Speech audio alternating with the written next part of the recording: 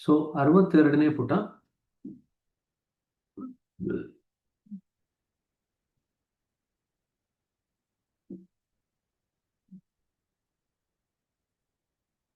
ಹಾಗಾದರೆ ಪರಮ ಸ್ಥಿತಿಯನ್ನು ತಲುಪಲು ನಾವು ಪಡೆಯುವ ಪ್ರಾಣಾಹುತಿಯು ಆ ಪರಮ ಸ್ತರದಿಂದಲೇ ಬಂದಿರಬೇಕು ನಾನೆಂದೆ. ಹೌದು ಎಂದರು ದಾಜಿ. ಆ ಪರಮಸ್ಥಿತಿಯೊಂದಿಗೆ ಸದೃಶವಾಗಲು ವಿಕಸನ ಹೊಂದಿರುವ ವ್ಯಕ್ತಿ ಮಾತ್ರವೇ ಆ ಮೂಲವನ್ನು ಯೌಗಿಕ ಪ್ರಾಣಾಹುತಿಯ ರೂಪದಲ್ಲಿ ಸಕ್ರಿಯಗೊಳಿಸಲು ಸಮರ್ಥನಾಗುತ್ತಾನೆ. ಇಲ್ಲಿ ಲಾಲಾಜಿಯವರು ಒಂದು ಪ್ರಮುಖ ಆವಿಷ್ಕಾರವನ್ನು ಮಾಡಿದರು. ಅವರು ಮೂಲದಲ್ಲಿ ಸಂಪೂರ್ಣವಾಗಿ ಲಯ ಹೊಂದಿದ ವ್ಯಕ್ತಿ ಇತರರನ್ನು ಆತನ ಪ್ರಾಣಾಹುತಿಗೆ ವಾಹನ ಅಥವಾ ನಾಲೆಗಳಾಗುವಂತೆ ಅವರನ್ನು ಸಿದ್ಧಗೊಳಿಸುವ ಒಂದು ವಿಧಾನವನ್ನು ಕಂಡುಹಿಡಿದರು. ನಮ್ಮ ಹಲವಾರು ಸಾವಿರ ಗಳಿಸುತ್ತಿರುವ ಹೃತ್ಪೂರ್ವಕತಾ ಸ್ವಯಂ ಸೇವಕ ಪ್ರಶಿಕ್ಷಕರು ಜಗತ್ತಿನೆಲ್ಲೆಡೆ ಗುರುವಿನ ಪರವಾಗಿ ಪ್ರಾಣಾಹುತಿಯನ್ನು ನೀಡುತ್ತಿರುವುದಕ್ಕೆ ಈ ಪರಿಶೋಧನೆಯೇ ಕಾರಣವಾಗಿದೆ. ಸೊ ಲಾಲಾಜಿ ಅವರು ಏನು ಪರಿಶೋಧನೆ ಮಾಡಿದ್ರು, ಆ ಕಾರಣದಿಂದ ಈಗ ನೀವು ನಿಮ್ಮ ಮುಂದೆ ಇರತಕ್ಕಂಥ ಈ ಪ್ರಶಿಕ್ಷಕ ಪದ್ಧತಿ ಏನಿದೆ ಅದನ್ನು ನೀವು ನೋಡ್ತಾ ಇದ್ದೀರಾ. ಅದನ್ನು ತರಬೇತಿ ಪಡ್ಕೊಳ್ಳಿಕ್ಕೆ ಇವಾಗ ನೀವು ಇಷ್ಟು ಕಷ್ಟಪಡ್ತಾ ಇದ್ದೀರಾ, ಪ್ರಯತ್ನ ಪಡ್ತಾ ಇದ್ದೀರಾ. ಹಾಗಾದರೆ ಹೃತ್ಪೂರ್ವಕತಾ ಪ್ರಶಿಕ್ಷಕರು ಗುರುವಿನ ಪ್ರಾಣಾಹುತಿಗೆ ನಾಲೆಗಳಾಗಿದ್ದಾರೆ. ಇದನ್ನ ಅಂಡರ್ಲೈನ್ ಮಾಡ್ಕೊಳ್ರಿ. ಹೃತ್ಪೂರ್ವಕತಾ ಪ್ರಶಿಕ್ಷಕರು ಗುರುವಿನ ಪ್ರಾಣಾಹುತಿಗೆ ಡ್ಯಾಶ್ ಆಗಿದ್ದಾರೆ, ಅಂದ್ರೆ ನಾಲೆಗಳಾಗಿದ್ದಾರೆ. ನಾನು ಹೇಳಿದೆ. ಹೌದು ಎಂದರು ದಾಜಿ. ಅವರನ್ನು ಸಿದ್ಧಗೊಳಿಸಿ ಅವರ ಮೂಲಕ ಗುರುಗಳು ಕೆಲಸ ಮಾಡುತ್ತಾರೆ. ತರಬೇತುದಾರ ಒಬ್ಬ ಹೊಸ ಧ್ಯಾನಿಯೂ ಆಗಿರಬಹುದು, ಆದರೆ ಆತನ ಪ್ರಾಣಾಹುತಿ ಆತನನ್ನು ಸಿದ್ಧಗೊಳಿಸಿದ ಪ್ರಾಣಾಹುತಿಯನ್ನು ಕೊಡಲು ಆತನನ್ನು ಶಕ್ತನಾಗಿರಿಸಿದ ವ್ಯಕ್ತಿಯ ಪ್ರಾಣಾಹುತಿಗೆ ಸಮನಾಗಿರುತ್ತದೆ. ಸೊ ಪ್ರಾಣಾಹುತಿಯಲ್ಲಿ ಏನು ವ್ಯತ್ಯಾಸ ಆಗಲ್ಲ, ಅದು ಸಮನಾಗೇ ಇರುತ್ತೆ. ಅದು ಹೊಸ ಅಭ್ಯಾಸಿ ಆಗ್ಬೋದು ಅಥವಾ ಹಳೆಯ ಅಭ್ಯಾಸಿ ಆಗಿರ್ಬೋದು. ನನ್ನ ದೃಷ್ಟಿಯಲ್ಲಿ ಇದು ಆಧ್ಯಾತ್ಮಿಕ ಇತಿಹಾಸದಲ್ಲಿ ಗಮನಾರ್ಹವಾದಂಥ ಹೆಜ್ಜೆ. ಏಕೆಂದರೆ ಕೇವಲ ಹೊಸವನ್ನೂ ಸಹ ಒಬ್ಬ ವಿಕಸಿತ ವ್ಯಕ್ತಿಯಂತೆ ಆಧ್ಯಾತ್ಮಿಕ ಕಾರ್ಯವನ್ನು ಮಾಡಬಲ್ಲ. ಇದು ಅಂಡರ್ಲೈನ್ ಮಾಡ್ಕೊಳ್ರಿ. ಒಬ್ಬ ಹೊಸಬನೂ ಸಹ ವಿಕಸಿತ ವ್ಯಕ್ತಿಯಂತೆ ಕಾರ್ಯವನ್ನು ಮಾಡಬಲ್ಲ. ಗುರು ಸಹ ಈ ಪ್ರಕ್ರಿಯೆಯಲ್ಲಿ ಒಂದು ನಾಲೆಯೇ ಆಗಿದ್ದಾರೆ. ಇದನ್ನು ಕೇಳ್ತಾರೆ, ಗುರು ಕೂಡ ಆಧ್ಯಾತ್ಮಿಕ ಪ್ರಕ್ರಿಯೆಯಲ್ಲಿ ಒಂದು ನಾಲೆ, ಸರಿನಾ ತಪ್ಪಾ ಅಂತ. ಸಾಮಾನ್ಯವಾಗಿ ನಾವೇ ಅನ್ಕೊಳ್ತೀವಿ ಪ್ರಶಿಕ್ಷಕರ ನಾಲೆ, ಗುರುಗಳ ನಾಲೆ ಅಲ್ಲ ಅಂತ ಅನ್ಕೊಂಡ್ಬಿಡ್ತೀವಿ. ಬಟ್ ಆದ್ರೆ ಇಲ್ಲಿ ಬರೀತಾ ಇದಾರೆ ನೋಡ್ರಿ, ಗುರುಗಳು ಸಹ ಈ ಒಂದು ವಿಷಯದಲ್ಲಿ ನಾಲೆಯೇ ಆಗಿದ್ದಾರೆ. ಏಕೆಂದರೆ ನಿಜವಾಗಿ ಇದು ಪ್ರಕೃತಿಯ ಪ್ರಕ್ರಿಯೆ ಆಗಿದೆ. ಗುರು ಸಹ ಒಂದು ಆಟದ ಕಾಯಿಯೇ ಆಗಿರುತ್ತಾನೆ. ಪ್ರಾಣಾಹುತಿಯು ಮನುಕುಲದೊಂದಿಗೆ ಪ್ರಕೃತಿಯ ವಿಕಾಸಾತ್ಮಕ ಕಾರ್ಯವಾಗಿದೆ. ಸೊ ಪ್ರಾಣಾಹುತಿ ಪ್ರಕೃತಿಗೆ ಸೇರಿದ್ದು, ಗುರುಗೆ ಸೇರಿದ್ದಲ್ಲ. ಗುರು ಕೂಡ ನಾಲೆನೇ, ಆದ್ರೆ ಗುರು ಮೊದಲು ಹರಿತಕ್ಕಂಥ ನಾಲೆ, ನಾವೆಲ್ಲ ಆಮೇಲೆ ಬರತಕ್ಕಂಥ ನಾಲೆ, ಅಷ್ಟೇ ವ್ಯತ್ಯಾಸ. ಸೊ ಪ್ರಾಣಾಹುತಿ ಅನ್ನೋದು ಪ್ರಕೃತಿಗೆ ಸೇರಿದ್ದು, ಮನುಕುಲಕ್ಕೆ ವಿಕಾಸಕ್ಕೆ ಸಂಬಂಧಪಟ್ಟಿದ್ದು. ಸೊ ಹಾಗಾಗಿ ಗುರು ಕೂಡ ಮೊದಲ ನಾಲೆ ಆಯ್ತು ಅಂತಂದ್ರೆ ನಾವು ಆಮೇಲೆ ಬರತಕ್ಕಂಥ ನಾಲೆಗಳು. ಪ್ರಾಣಾಹುತಿ ಗುರುವಿಂದ ಸೃಷ್ಟಿ ಆಗಲ್ಲ, ಜ್ಞಾಪಕ ಇಟ್ಕೊಳ್ರಿ. ಹೀಗಿರುವಾಗ ನಾವು ಧ್ಯಾನ ಮಾಡದೆ ಪ್ರಾಣಾಹುತಿಯನ್ನು ಅಪ್ರಯತ್ನವಾಗಿ ಪಡೆಯಬೇಕಲ್ಲವೇ? ನಾನು ಕೇಳಿದೆ. ಹಾಗಾದ್ರೆ ಪ್ರಾಣಾಹುತಿ ಎಲ್ಲೆಡೆ ಇದೆ ಅಂತೀರಾ, ನಿಸರ್ಗದ್ದು ಅಂತ ಹೇಳ್ತಾ ಇದ್ದೀರಾ.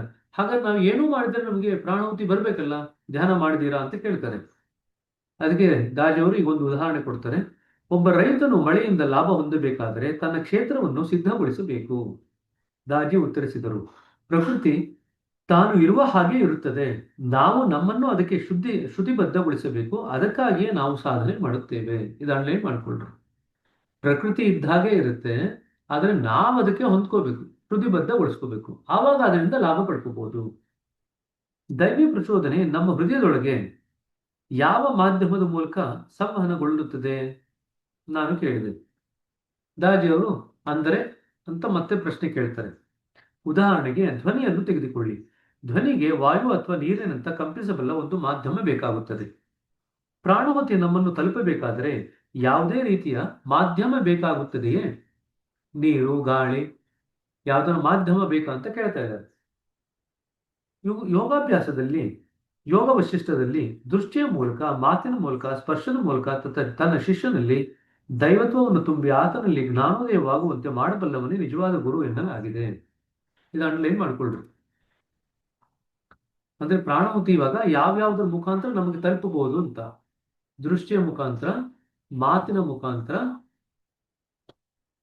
ಅಂದ್ರೆ ಧ್ವನಿಯ ಮುಖಾಂತರ ಮತ್ತು ಸ್ಪರ್ಶದ ಮುಖಾಂತರ. ಈಗ ನಾವು ನಮ್ಮ ಸಿಸ್ಟಮ್ ನಲ್ಲಿ ಏನ್ ಫಾಲೋ ಮಾಡ್ತೀವಿ ಅಂತಂದ್ರೆ, ನಮ್ಮ ಸಂಕಲ್ಪ ಶಕ್ತಿಯ ಮುಖಾಂತರ ನಾವು ಪ್ರಾಣಾಹುತಿಯನ್ನು ಹರಿಸ್ತೀವಿ. ಇದು ನಾಲ್ಕನೇದು. ಸೊ 4 ರೀತಿಯಲ್ಲಿ ನಮಗೆ ಪ್ರಾಣಾಹುತಿ ತಲುಪಬಹುದು. ಒಂದು ಮಾತಿನ ಮುಖಾಂತರ, ಒಂದು ಸ್ಪರ್ಶದ ಮುಖಾಂತರ, ಒಂದು ನೋಟದ ಮುಖಾಂತರ, 4ನೇದು ಸಂಕಲ್ಪ ಶಕ್ತಿಯ ಮುಖಾಂತರ. ಅನೇಕ ಯೌಗಿಕ ಕಥಾನಕಗಳಲ್ಲಿ ಒಬ್ಬ ಗುರು ತನ್ನ ಶಿಷ್ಯನನ್ನು ನೋಟ ಮಾತ್ರದಿಂದಲೇ ಜಾಗೃತಗೊಳಿಸುವ ಸನ್ನಿವೇಶಗಳನ್ನು ನಾವು ಹೇಳಿದ್ದೇವೆ. ಸೂಫಿ ಪರಂಪರೆಯಲ್ಲಿ ಗುರುವು ಅನ್ವೇಷಕನ ಎದೆಯನ್ನು ಮೃದುವಾಗಿ ಸ್ಪರ್ಶಿಸುವ ಮೂಲಕ ಅವನ ಹೃದಯಕ್ಕೆ ಆಧ್ಯಾತ್ಮಿಕ ಚೈತನ್ಯವನ್ನು ತುಂಬುವುದು ಸಾಮಾನ್ಯವಾಗಿದೆ. ಇದೇ ಪ್ರಕ್ರಿಯೆನ ರಾಮಕೃಷ್ಣ ಪರಮಹಂಸರು ಕೂಡ ವಿವೇಕಾನಂದರ ಮೇಲೆ ಪ್ರಯೋಗ ಮಾಡ್ತಾರೆ. ವಿವೇಕಾನಂದರನ್ನ ಮೊದಲ ಬಾರಿ ಭೇಟಿ ಮಾಡಿದಾಗ ರಾಮಕೃಷ್ಣ ಅವರು ಅವರ ಎದೆನ ಸ್ಪರ್ಶ ಮಾಡ್ತಾರೆ. ಎದೆ ಸ್ಪರ್ಶ ಮಾಡಿದಾಗ ವಿವೇಕಾನಂದರಿಗೆ ಒಂದು ಅಲೌಕಿಕವಾದಂತ ಅನುಭವ ಆಗತ್ತೆ. ಆ ಅನುಭವದ ನಂತರ ವಾಪಸ್ ಬಿಡ್ತಾರೆ 2 ದಿವಸ ಆದ್ಮೇಲೆ, ನೀ ಏನೋ ಮಾಡ್ಬಿಟ್ಟಿದೆ ನನ್ಗೆ ಅಂತ. ಅದಾದ್ಮೇಲೆ ಮತ್ತೆ ರಾಮಕೃಷ್ಣ ಪರಮಹಂಸರು ಅದನ್ನು ಉಪಸಂಹಾರಗೊಳಿಸ್ತಾರೆ. ಆ ಒಂದು ಸ್ಥಿತಿನ ತೆಗೆದುಹಾಕ್ತಾರೆ. ಅವ್ರು ಅದನ್ನ ಟೆಸ್ಟ್ ಮಾಡ್ತಾ ಇರ್ತಾರೆ ವಿವೇಕಾನಂದರನ್ನ. ಅವ್ರೇನ್ ವಿವೇಕಾನಂದರನ್ನ ಗುರ್ತಿಡ್ತಾರಲ್ಲ ಇವನು ಅದೇ ಆತ್ಮ ಅಂತ, ಅದನ್ನ ಟೆಸ್ಟ್ ಮಾಡ್ಲಿಕ್ಕೋಸ್ಕರ ಅದನ್ನ ಒಂದು ಪರೀಕ್ಷೆ ಮಾಡ್ತಾರೆ. ಆ ಪರೀಕ್ಷೆ ಮಾಡಿದಾಗ ವಿವೇಕಾನಂದರಿಗೆ ಅಲೌಕಿಕವಾದಂತ ಅನುಭವ ಆಗುತ್ತೆ. ಮತ್ತೆ ವಾಪಸ್ ಬಂದು ಕೇಳ್ತಾರೆ, ಏನೋ ಮಾಟ ಮಂತ್ರ ಮಾಡ್ಬಿಟ್ಟಿದ್ದೆ ನನ್ನ ಮೇಲೆ ಅಂತ. ಮತ್ತೆ ಅದನ್ನು ಉಪಸಂಹಾರ ಮಾಡ್ತಾರೆ. ಅವ್ರು ನಗ್ತಾರೆ ಅಷ್ಟೇ. ನೀವು ಇದೆಲ್ಲ ಹೇಳಿದಾಗ, ಯಾಕಂದ್ರೆ ವಿವೇಕಾನಂದರು ನಂಬ್ತಾರನೆ, ಸಿಕ್ಕಾಪಟ್ಟೆ ಕಂಪ್ಲೇಂಟ್ ಮಾಡ್ತಾ ಇರ್ತಾರೆ ಗುರುಗಳ ಮೇಲೆ. ನಮಗಿಂತ ಜಾಸ್ತಿ ಬರೀ ಕಂಪ್ಲೇಂಟ್ ಮಾಡೋದಲ್ಲ, ಗುರುಗಳನ್ನ ಪರೀಕ್ಷೆನೂ ಮಾಡ್ತಾರೆ ಸಿಕ್ಕಾಪಟ್ಟೆ. ಆಯ್ತು. ಸೊ ಹಾಗಾಗಿ ರಾಮಕೃಷ್ಣ ಪರಮಹಂಸರು ಎಲ್ಲ ಪರೀಕ್ಷೆಗೆ ಒಳಗಾಗ್ತಾರೆ ವಿವೇಕಾನಂದರಿಗೋಸ್ಕರ. ಅಂಡ್ ವಿವೇಕಾನಂದರು ಎಷ್ಟೋ ಸತಿ ಅಮೆರಿಕಕ್ಕೆ ಹೋದಾಗ ರಾಮಕೃಷ್ಣ ಪರಮಹಂಸರನ್ನ ಹೆಂಗ್ ಸಂಬೋಧನೆ ಮಾಡ್ತಾರೆ ಅಂತಂದ್ರೆ, ಆ ಹುಚ್ಚು ಬ್ರಾಹ್ಮಣ ಇದ್ದಲ್ಲ ಅವನು ಅಂತ ಹೇಳ್ತಾರೆ ಅವ್ರ ಗುರುಗಳಿಗೆ. ದಟ್ ಮ್ಯಾಡ್ ಬ್ರಾಹ್ಮಿನ್ ಅಂತ ಕರೀತಾರೆ ಅವರು. ಆಯ್ತಾ, ಏನಿದೆ. ಸೊ ಸೂಫಿ ಪರಂಪರೆಯಲ್ಲಿ ಏನಿದೆ ಅದೇ ಒಂದು ಪ್ರಯೋಗನ ರಾಮಕೃಷ್ಣ ಪರಮಹಂಸರು ವಿವೇಕಾನಂದರ ಮೇಲೆ ಮಾಡಿರ್ತಾರೆ. ನೀವು ಅವ್ರ ಕತೆ ಓದಿದ್ರೆ, ರಾಮಕೃಷ್ಣ ಅವ್ರದ್ದು ಕತೆ ಏನ್ ಬರುತ್ತಲ್ವಾ ಅದನ್ನ ಓದಿದ್ರೆ ಅದ್ರಲ್ಲಿ ಇದೆಲ್ಲ ಬರುತ್ತೆ. ಸರಿ, ಮೊದಲ ಭೇಟಿ ಏನಾಯ್ತು, ಮೊದಲ ಭೇಟಿನಲ್ಲಿ ಏನ್ ಮಾಡಿದ್ರು, ಅದೆಲ್ಲ ಕೂಡ ಬರುತ್ತೆ. ಅವರ ಹೃದಯಕ್ಕೆ ಆಧ್ಯಾತ್ಮಿಕ ಚೈತನ್ಯವನ್ನು ತುಂಬುವುದು ಸಾಮಾನ್ಯವಾಗಿದೆ. ಆದರೆ ನಮ್ಮ ಮಾರ್ಗದಲ್ಲಿ ನಾವು ಈ ಯಾವುದೇ ವಿಧಾನಗಳನ್ನು ಉಪಯೋಗಿಸುವುದಿಲ್ಲ. ನಾವು ಭೌತಿಕ ಸ್ಪರ್ಶವನ್ನು ಬಳಸುವುದಿಲ್ಲ. ಒಬ್ಬ ಗುರು ಅಥವಾ ಪ್ರಶಿಕ್ಷಕ ನಮ್ಮನ್ನು ನೋಡುವ ಅಗತ್ಯವಿಲ್ಲ. ಅವರು ನಮ್ಮೊಡನೆ ಮಾತನಾಡುವ ಅಗತ್ಯವೂ ಇಲ್ಲ. ಇಲ್ಲಿ ಪ್ರಾಣಾಹುತಿಯು ಅಗೋಚರವಾಗಿ ಪ್ರವಹಿಸುತ್ತದೆ. ಅಂಡರ್ಲೈನ್ ಮಾಡ್ಕೊಳ್ರಿ, ಇಲ್ಲಿ ಪ್ರಾಣಾಹುತಿಯು ಅಗೋಚರವಾಗಿ ಪ್ರವಹಿಸುತ್ತದೆ. ಆದ್ರೆ ಅದು ನಮ್ಮ ಅನುಭವಕ್ಕೆ ಬರದು ಎಂದೇನಿಲ್ಲ. ವಿಚಾರವು ಅದರ ಮಾಧ್ಯಮವಾಗಿದೆ. ವಿಚಾರ ಅಂದ್ರೆ ನಮ್ಮ ಸಂಕಲ್ಪ ಶಕ್ತಿ ಅದರ ಮಾಧ್ಯಮವಾಗಿದೆ. ನೋಡಿ, ಪ್ರಶಿಕ್ಷಕರ ವಿಚಾರ ಮಾತ್ರದಿಂದಲೇ ಅಂದ್ರೆ ಅವರು ಸಂಕಲ್ಪ ಮಾಡೋದ್ರಿಂದನೇ ಪ್ರಾಣಾಹುತಿ ಪ್ರವಹಿಸಲು ಆರಂಭಿಸುತ್ತದೆ. ಆದರೆ ಕೆಲವೊಮ್ಮೆ ಅದು ತಂತಾನೆ ತರಬೇತುದಾರನ ಅದರ ಬಗ್ಗೆ ಯೋಚಿಸುತ್ತಿದ್ದರೂ ಸಹ ಪ್ರವಹಿಸುತ್ತದೆ. ಅಂತ ಸಂದರ್ಭದಲ್ಲಿ ಅದರ ಮಾಧ್ಯಮ ಯಾವುದಾಗಿರಬಹುದು? ಹೇಗಿದ್ದರೂ ಯಾವುದಾದರೂ ಒಂದು ಎಲ್ಲಿಗಾದರೂ ಪ್ರಯಾಣಿಸಬೇಕಿದ್ದರೆ ಮಾತ್ರ ಅದಕ್ಕೊಂದು ಮಾಧ್ಯಮ ಬೇಕಾಗುತ್ತದೆ. ಆದರೆ ಪ್ರಾಣಾಹುತಿ ತನ್ನ ಗುರಿಯನ್ನು ತಕ್ಷಣ ತಲುಪುತ್ತದೆ. ಬೆಳಕು ಸಹ ತಕ್ಷಣವೇ ಪ್ರಯಾಣಿಸಲಾರದು. ಪ್ರಾಣಾಹುತಿ ಯಾವುದೇ ದೂರವನ್ನು ಶೂನ್ಯ ಸಮಯದಲ್ಲಿ ತಲುಪಬಲ್ಲದಾದರೆ ಅದರ ವೇಗವು ಅನಂತವಾಗಿರಬೇಕು. ಅದೇಕೆಂದರೆ ಅದು ನೇರವಾಗಿ ಅನಂತವಾದ ಮೂಲದಿಂದಲೇ ಬಂದಿರುತ್ತದೆ. ಅದು ಯಾವುದೇ ನಿರ್ದಿಷ್ಟ ಸ್ಥಳದಲ್ಲಿ ಇರದೆ ಎಲ್ಲ ಸ್ಥಳದಲ್ಲಿಯೂ ಇರುತ್ತದೆ. ಇದಿಷ್ಟು ಅನ್ಲೈನ್ ಮಾಡ್ಕೊಳ್ರಿ, ಅಲ್ಲಿಂದ ಇದೆಲ್ಲ. ಪ್ರಾಣಾಹುತಿ ಯಾವುದೇ ದೂರವನ್ನು ಶೂನ್ಯ ಸಮಯದಲ್ಲಿ ತಲುಪಬಲ್ಲದಾದರೆ ಅದರ ವೇಗವು ಅನಂತವಾಗಿರಬೇಕು. ಸೊ ಪ್ರಾಣಾಹುತಿಯ ವೇಗ ಅಂತಂದ್ರೆ ಅನಂತ. ಅದೇಕೆಂದರೆ ಅದು ನೇರವಾಗಿ ಅನಂತವಾದ ಮೂಲದಿಂದಲೇ ಬರುತ್ತದೆ. ಅದು ಯಾವುದೇ ನಿರ್ದಿಷ್ಟ ಸ್ಥಳದಲ್ಲಿ ಇರದೆ ಎಲ್ಲ ಸ್ಥಳದಲ್ಲಿಯೂ ಇದೆ. ಸೊ ತಕ್ಷಣ ಸಿಗತ್ತೆ ಅಷ್ಟೇನೆ. ಸೊ ಇದರಲ್ಲಿ ಯಕ್ಷ ಪ್ರಶ್ನೆ ಬರುತ್ತೆ ಮಹಾಭಾರತದಲ್ಲಿ. ನೀವು ಬೆಳಕಿಗಿಂತ ವೇಗವಾಗಿ ಹೋಗ್ತಕ್ಕಂಥದ್ದು ಯಾವುದು ಅಂತಂದ್ರೆ ಮನಸ್ಸು. ಮನಸ್ಸಿಗಿಂತ ವೇಗವಾಗಿ ಹೋಗ್ತಕ್ಕಂಥದ್ದು ಯಾವುದು ಅಂತಂದ್ರೆ ಪ್ರಾಣಾಹುತಿ. ಸೊ 3 ಆಯ್ತು. ಸೊ ಬೆಳಕು, ನಂತರ ಮನಸ್ಸು, ನಂತರ ಪ್ರಾಣಾಹುತಿ. ಅರ್ಥ ಆಯ್ತು? ಹುಟ್ಟೂರ್ಕ ತರಬೇತುದಾರನ ಜೊತೆಗೆ ಧ್ಯಾನ ಮಾಡುವ ಮೂಲಕ ಅನ್ವೇಷಕರು ಹುಟ್ಟುಹುಡುಕದ ಸಾಧನೆಯನ್ನು ಪ್ರಾರಂಭಿಸುತ್ತಾರೆ. ಇಲ್ಲಿ ತರಬೇತುದಾರನನ್ನು ಪ್ರಶಿಕ್ಷಕರೆಂದು ಕರೆಯುತ್ತಾರೆ. ಪ್ರಶಿಕ್ಷಕರು ಅವರ ಪರವಾಗಿ ಪ್ರಾಣಾಹುತಿಯನ್ನು ಪ್ರಚೋದಿಸುತ್ತಾರೆ. ಈ ಧ್ಯಾನಾವಧಿಗಳನ್ನು ಬೈಠಕ್ಗಳು ಎನ್ನುತ್ತಾರೆ. ಈ ಬೈಠಕ್ಗಳು ಮುಖಾಮುಖಿಯಾಗಿ ಅಥವಾ ದೂರದಿಂದ ನಡೆಯಬಹುದು. ಅಂದ್ರೆ ಮುಖಾಮುಖಿಯಾಗಿ ಅಂದ್ರೆ ಎದುರು ಬದಲು ಕೂತ್ಕೊಂಡು ಅಥವಾ ರಿಮೋಟ್ ಆಗಿ ಕೂಡ ನಡೀಬಹುದು. ಪ್ರಶಿಕ್ಷಕರ ಪಾತ್ರವು ಪ್ರಾರಂಭಿಕ ಬೈಠಕ್ಗಳಾದ ನಂತರ ಕೊನೆಗೊಳ್ಳುವುದಿಲ್ಲ. ಬದಲಾಗಿ ಪ್ರಶಿಕ್ಷಕರು ಮುಂಬರುವ ಬೈಠಕ್ಗಳಿಗೆ ಲಭ್ಯವಿರುವುದನ್ನು ಮುಂದುವರಿಸಬೇಕಾಗುತ್ತದೆ. ಆದರ್ಶಪ್ರಾಯವಾಗಿ ಆಕಾಂಕ್ಷೆಯ ಪ್ರತಿ ತಿಂಗಳಿಗೆ ಕೆಲವು ಬೈಠಕಗಳನ್ನು ಪ್ರಶಿಕ್ಷಕಗಳಿಂದ ತೆಗೆದುಕೊಳ್ಳುತ್ತಾನೆ. ಪ್ರಶಿಕ್ಷಕರೊಂದಿಗೆ ಮುಂದುವರಿದ ಬೈಠಕಗಳನ್ನು ತೆಗೆದುಕೊಳ್ಳುವ ಮುಖ್ಯ ಉದ್ದೇಶವೇ ಪ್ರಾಣಾಹುತಿಯನ್ನು ಪಡೆಯಲು ನಮಗೆ ಸದವಕಾಶಗಳನ್ನು ಕಲ್ಪಿಸಿಕೊಡುವುದಾಗಿದೆ. ಇದು ನಮ್ಮ ನಿತ್ಯ ಸಾಧನೆಗೆ ಪೂರಕವಾಗಿರುತ್ತದೆ. ನಮ್ಮ ನಿತ್ಯ ಸಾಧನೆ ನಾವು ಬೈಠಕಗಳಲ್ಲಿ ಪಡೆಯುವ ಪ್ರಾಣಾಹುತಿಯನ್ನು ಜೀರ್ಣಿಸಿಕೊಂಡು ಮೈಗೂಡಿಸಿಕೊಳ್ಳಲು ನೆರವನ್ನಿಯುತ್ತದೆ. ಇದನ್ನ ಏನ್ ಮಾಡ್ಕೊಳ್ರಿ. ಯಾಕೆ ನೀವು ರೆಗ್ಯುಲರ್ ಸಾಧನೆ ಮಾಡ್ಬೇಕಂತಂದ್ರೆ, ನೀವು ಬೈಠಕನ್ನ ತಗೊಂಡಾಗ ಏನ್ ಪ್ರಾಣಾಹುತಿ ತಗೊಂಡು ಬಂದಿರ್ತಾರಲ್ಲ, ಆ ಪ್ರಾಣಾಹುತಿಯನ್ನ ಜೀರ್ಣಿಸ್ಕೋಬೇಕಾದ್ರೆ ನಿಮ್ಮ ವೈಯಕ್ತಿಕ ಅಭ್ಯಾಸ ಅಗತ್ಯ ಆಗತ್ತೆ. ನೀವು ಅಭ್ಯಾಸ ಮಾಡಲಿಲ್ಲ ಅಂತಂದ್ರೆ ನೀವೇನ್ ಬೈಠಕ್ನ ತಗೊಂಡ್ಬರ್ತೀವಿ ಆ ಜೀರ್ಣಿಸ್ಕೊಳ್ಲಿಕ್ಕೆ ಆಗಲ್ಲ. ಪ್ರಶಿಕ್ಷಕರು ಅವರ ಪ್ರಗತಿಯ ಮಟ್ಟದ ಕಾರಣದಿಂದಾಗಿ ಆಯ್ಕೆಯಾಗುವುದಿಲ್ಲ. ಇದು ನಿಮಗೆ ಪ್ರಶ್ನೆ ಬರುತ್ತೆ ಎಕ್ಸಾಮ್ ಅಲ್ಲಿ. ಏನ್ ಪ್ರಶ್ನೆ ಬರುತ್ತೆ ಅಂತಂದ್ರೆ, ಯಾವ ಕಾರಣಕ್ಕೋಸ್ಕರಕ್ಕಾಗಿ ಪ್ರಶಿಕ್ಷಕರು ಆಯ್ಕೆ ಆಗ್ತಾರೆ, ಯಾವ ಕಾರಣದಿಂದ ಪ್ರಶಿಕ್ಷಕರು ಆಯ್ಕೆ ಆಗ್ತಾರೆ ಅಂತ ನಿಮಗೆ ಪ್ರಶ್ನೆ ಬರುತ್ತೆ. ಸೊ ಪ್ರಶಿಕ್ಷಕರು ಅವರ ಪ್ರಗತಿಯ ಮಟ್ಟದ ಕಾರಣದಿಂದಾಗಿ ಆಯ್ಕೆಯಾಗುವುದಿಲ್ಲ. ಸೇವೆ ಸಲ್ಲಿಸಲು ಅವರ ಇಚ್ಛೆ ಹಾಗೂ ಹುಟ್ಟುಹುಡುಕದ ಮಾರ್ಗದ ಕುರಿತಾದ ಅವರ ಜ್ಞಾನದ ಆಧಾರದ ಮೇಲೆ ಅವರು ಆಯ್ಕೆಯಾಗುತ್ತಾರೆ. ಎರಡೂ ಅನ್ಲೈನ್ ಮಾಡ್ಕೊಳ್ರಿ. ಸೊ ವಿಲ್ಲಿಂಗ್ ಟು ಸರ್ವ್ ಮತ್ತೆ ಹಾರ್ಟ್ಫುಲ್ನೆಸ್ ಪ್ರಾಕ್ಟೀಸಸ್ ಬಗ್ಗೆ ಅವ್ರಿಗಿರ್ತಕ್ಕಂಥ ನಾಲೆಡ್ಜ್ ಅಥವಾ ಜ್ಞಾನ, ಇದು ಎರಡರ ಅದಕ್ಕೆ ನಿಮಗೆ ಪರೀಕ್ಷೆ ಇಟ್ಟಿರೋದು. ಪರೀಕ್ಷೆ ಯಾಕೆ ಇಟ್ಟಿರೋದು ಅಂತಂದ್ರೆ ಎಷ್ಟು ಮಟ್ಟಿಗೆ ತಿಳ್ಕೊಂಡಿದ್ದೀರಾ ಅಂತ ಗೊತ್ತಾಗ್ಲಿಕ್ಕೋಸ್ಕರ ಪರೀಕ್ಷೆ ಇಟ್ಟಿದ್ದಾರೆ. ನೀವು ಆಬ್ವಿಯಸ್ಲಿ ನೀವು ಅಪ್ಲಿಕೇಶನ್ ಹಾಕಿದ್ದೀರಾ ಅಂದ್ರೆ ನೀವು ಗುರುಗಳ ಸೇವೆ ಮಾಡಬೇಕು ಅಂತ ನಿಮ್ಮ ಮನಸ್ಸಿನಲ್ಲಿ ಇಚ್ಛೆ ಇದೆ.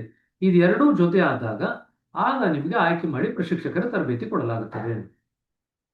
ತಾವು ಸೇವೆ ಸಲ್ಲಿಸುವ ಅಭ್ಯಾಸಗಳಿಗಿಂತ ಅವರು ಹೆಚ್ಚು ಪ್ರಗತಿ ಹೊಂದಿರಬೇಕು ಎಂದೇನೂ ಇಲ್ಲ. ಅವರು ಒಂದು ನಿರ್ದಿಷ್ಟ ಸೇವೆ ಸಲ್ಲಿಸುವ ಸ್ವಯಂ ಸೇವಕರಾಗಿರುತ್ತಾರೆ. ಪ್ರಶಿಕ್ಷಕರು ಇತರ ಅಭ್ಯಾಸಗಳಂತೆಯೇ ನಿತ್ಯ ಸಾಧನೆ ಮಾಡಬೇಕು ಹಾಗೂ ನಿಯತವಾಗಿ ಬೈಠಕಗಳನ್ನು ತಮ್ಮ ಪ್ರಶಿಕ್ಷಕರಿಂದ ತೆಗೆದುಕೊಳ್ಳಬೇಕು. ಸೊ ಪ್ರಶಿಕ್ಷಕರು ಎರಡು ಟೋಪಿ ಹಾಕೊಂಡಿರ್ತಾರೆ ಅಂತ ಹೇಳ್ತಾರೆ. ಇಂಗ್ಲಿಷ್ ನಲ್ಲಿ ಹೇಳಿದ್ರೆ ಯು ಆರ್ ವೇರಿಂಗ್ 2 ಹ್ಯಾಟ್ಸ್ ಅಂತ, ಕನ್ನಡದಲ್ಲಿ ಹೇಳಿದ್ರೆ 2 ಟೋಪಿ ಹಾಕೊಂಡಿರ್ಬೇಕು ಅಂತ. ಒಂದು ಟೋಪಿ ಸಾಲದು, 2 ಟೋಪಿ ಹಾಕಬೇಕು ಅಂತ. ಸರಿ, ಮೊದಲನೇ ಟೋಪಿ ಅಭ್ಯಾಸಿಯ ಟೋಪಿ, ಎರಡನೇದು ಪ್ರಶಿಕ್ಷಕರ ಟೋಪಿ. 2 ಟೋಪಿಯನ್ನು ನೀವು ಹಾಕೊಂಡಿರ್ಬೇಕಾಗತ್ತೆ, 2 ಹ್ಯಾಟ್ನ ವೇರ್ ಮಾಡ್ಬೇಕಾಗತ್ತೆ ಯಾವಾಗಲಾದ್ರೂ ಕೂಡ. ಸರಿನಾ? ಇದು ಎರಡು ಜ್ಞಾಪಕ ಇಟ್ಕೊಳ್ರಿ. ಸರಿ, 64 ಮುಗೀತು. ಈಗ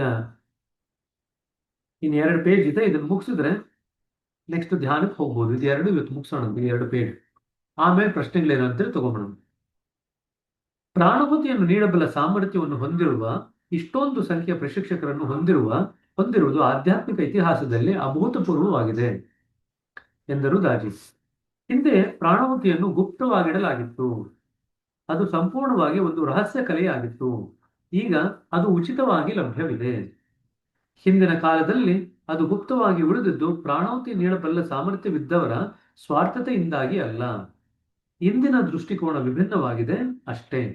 ಮನುಕುಲದ ವಿಕಾಸಾತ್ಮಕ ಹಂತ ವಿಭಿನ್ನವಾಗಿದೆ. ಇದನ್ನು ಅನ್ಲೈನ್ ಮಾಡ್ಕೊಳ್ರಿ.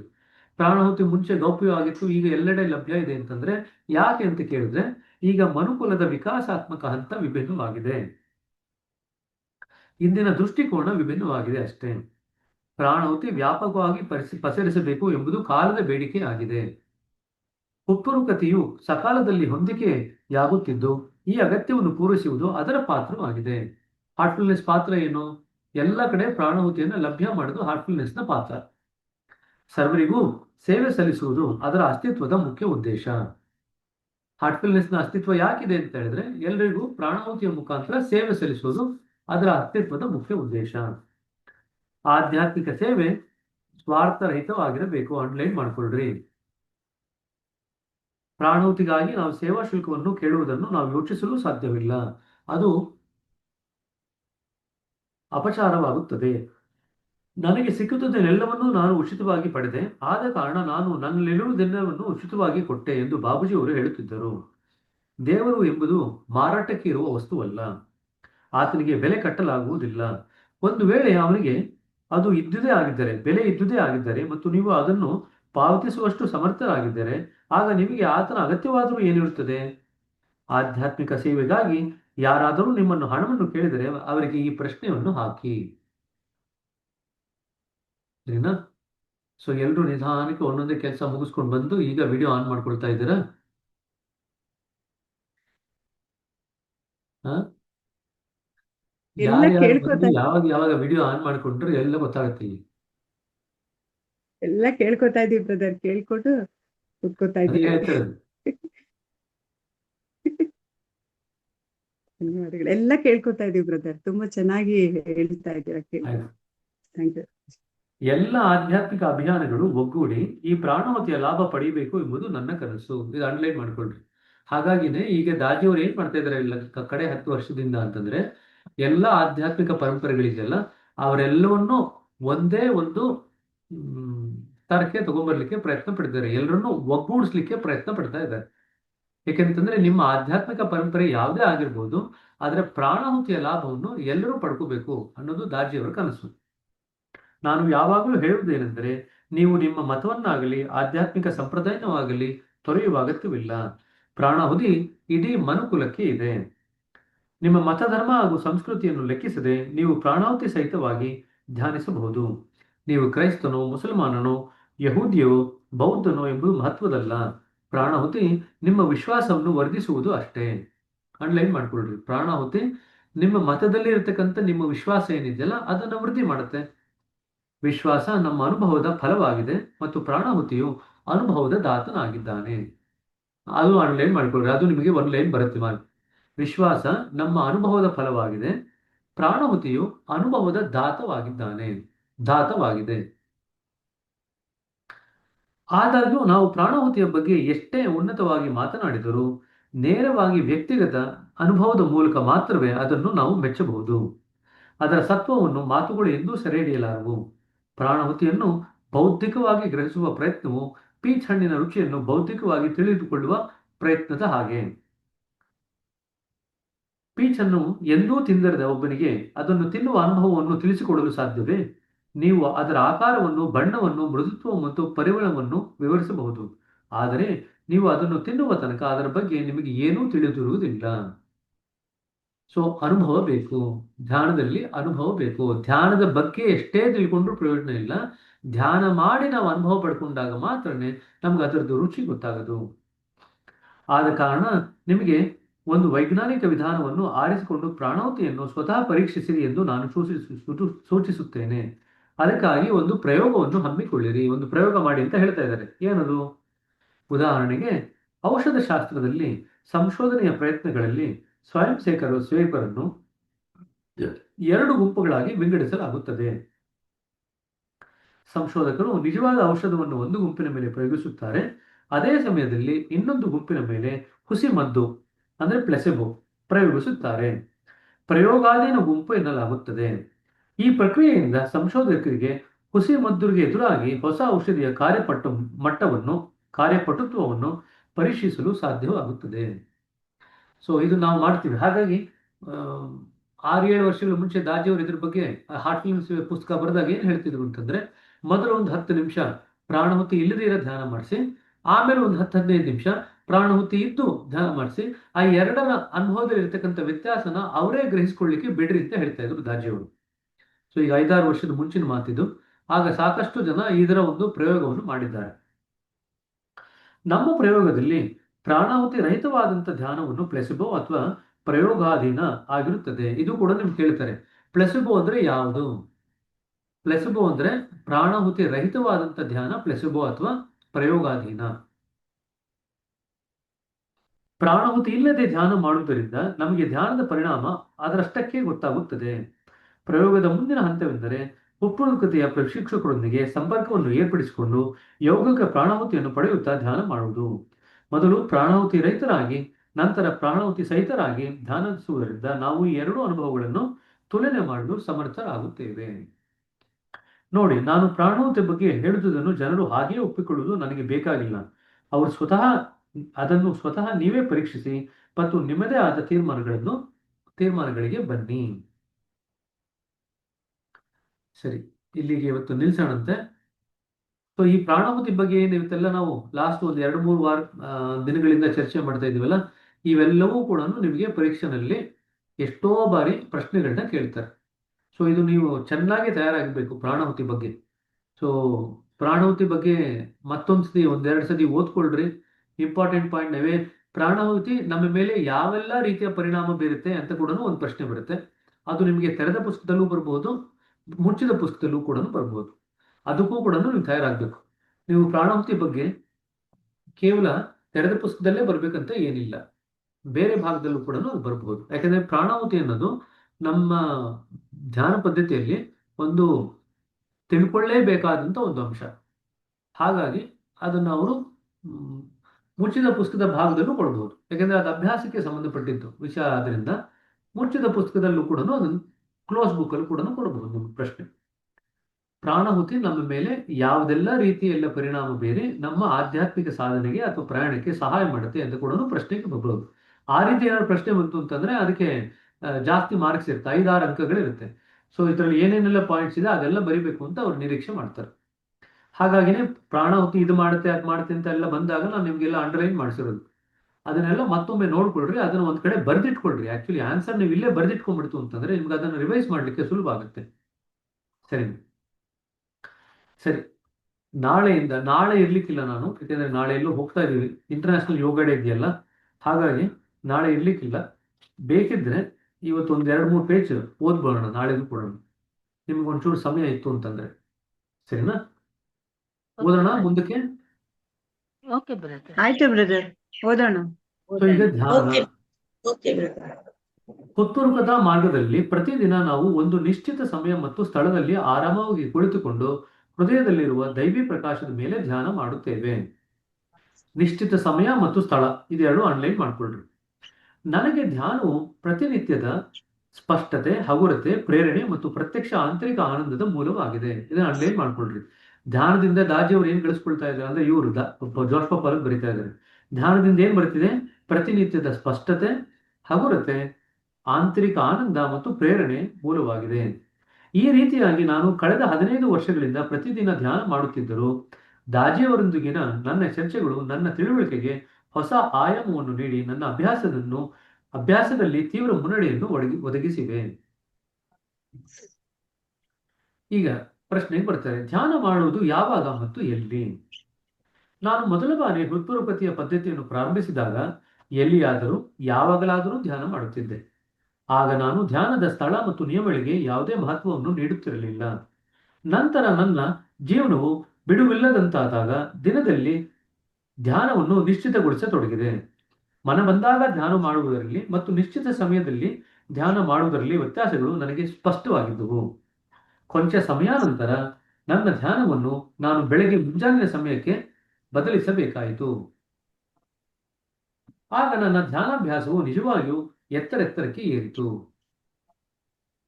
ಸೊ ನೋಡಿ, ಎರಡೂ ಮಾಡಿದ್ದಾರೆ ಜೋಶ್ವಾ ಪಾಲಕ್. ತುಂಬಾ ಜನ ಅದು ಮಾಡ್ತಾರೆ, ಬೇರೆ ಬೇರೆ ಸಮಯದಲ್ಲಿ ಧ್ಯಾನ ಮಾಡಿ ನೋಡ್ತಾರೆ.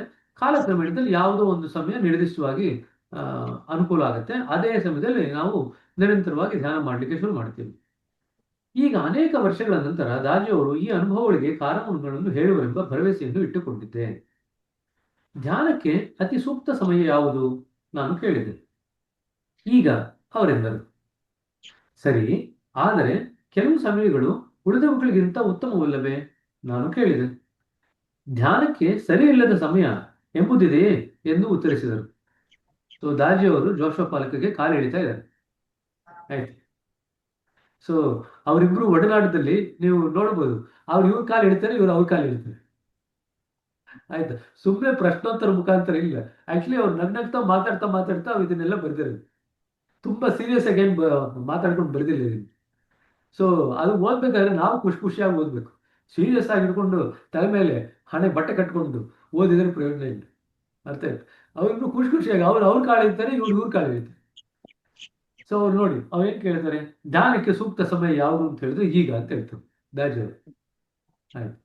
ಆಮೇಲೆ ಸರಿ, ಅವ್ರಿಗೆ ಮತ್ತೆ ಕೇಳ್ತಾರೆ, ಹಾಗಾದ್ರೆ ಕೆಲವು ಸಮಯಗಳು ಉಳಿದವಕ್ಕಿಂತ ಉತ್ತಮವಾದವು ಅಂತ ಹೇಳ್ತಾರಲ್ಲ ಅಂತ ಕೇಳಿದ್ರೆ, ಹಾಗಾದ್ರೆ ಸರಿಯಾಗಿಲ್ದಿರೋ ಸಮಯ ಅಂತ ಬೇರೆ ಇದೆಯಾ ಧ್ಯಾನಕ್ಕೆ ಅಂತ ಕೇಳ್ತಾರೆ. ಮತ್ತೆ ಕಾರಣ ಹೇಳ್ತಾರೆ. ಸರಿ, ನೋಡಿ, ಈ ವಿಷಯದ ಬಗೆಗೆ ನಾನು ಯಾವುದೇ ನಿರ್ಣಯವನ್ನು ಮಾಡಲು ಇಷ್ಟಪಡುವುದು ನನಗೆ ಇಷ್ಟವಿಲ್ಲ. ಈಗ ಸ್ವಲ್ಪ ಸೀರಿಯಸ್ ಆಗಿ ಉತ್ತರ ಕೊಡ್ತಿದ್ದಾರೆ. ಈ ವಿಷಯದ ಮೇಲೆ ನಾನು ಯಾವುದೇ ಸಿದ್ಧಾಂತವನ್ನು ಸೃಷ್ಟಿಸ ಬಯಸುವುದಿಲ್ಲ. ಹಾಗೆ ಮಾಡುವುದರಿಂದ ಸ್ವತಃ ಸತ್ಯ ದರ್ಶನ ಮಾಡಿ ಪಡೆದುಕೊಂಡ ಸಂತೋಷವನ್ನು ಜನರಿಂದ ಕಸಿದುಕೊಂಡಂತಾಗುತ್ತದೆ. ಇನ್ನೂ ಉತ್ತರ ಕೊಡ್ಲಿಲ್ಲ. ಸೊ ಜಾಷುವಾ ಪಾಲಕ್ ಬಿಡ್ತಾ ಇಲ್ಲ. ಆಯ್ತಾ, ಮತ್ತೆ ಹಿಡ್ಕೊಳ್ತಾರೆ. ನಾನು ಅರ್ಥ ಮಾಡಿಕೊಳ್ಳಬಲ್ಲೆ ನಾನೆಂದೆ, ಆದರೆ ಉತ್ತಮ ಅಭ್ಯಾಸವನ್ನು ಅರಿತರೆ ಲಾಭ ಪಡೆಯಬಹುದೆಂಬುದು ನನ್ನ ಅನಿಸಿಕೆ. ಈಗ ಮತ್ತು ಹೇಳ್ತಾರೆ, ಅದೇ ಪ್ರಶ್ನೆ ಕೇಳ್ತಾರೆ ಇನ್ನೊಂದ್ಸತಿ. ಸರಿ, ಸೊ ದಾಜ್ ಅವ್ರು ಬೇಕು ಅಂತ ನೇರವಾಗಿ ಉತ್ತರ ಕೊಡಲ್ಲ ಫಸ್ಟ್ ಟೈಮ್. ಒಂಚೂರು ಆಟ ಆಡಿಸಿ ಕೊಡ್ತಾರೆ. ಸರಿನಾ?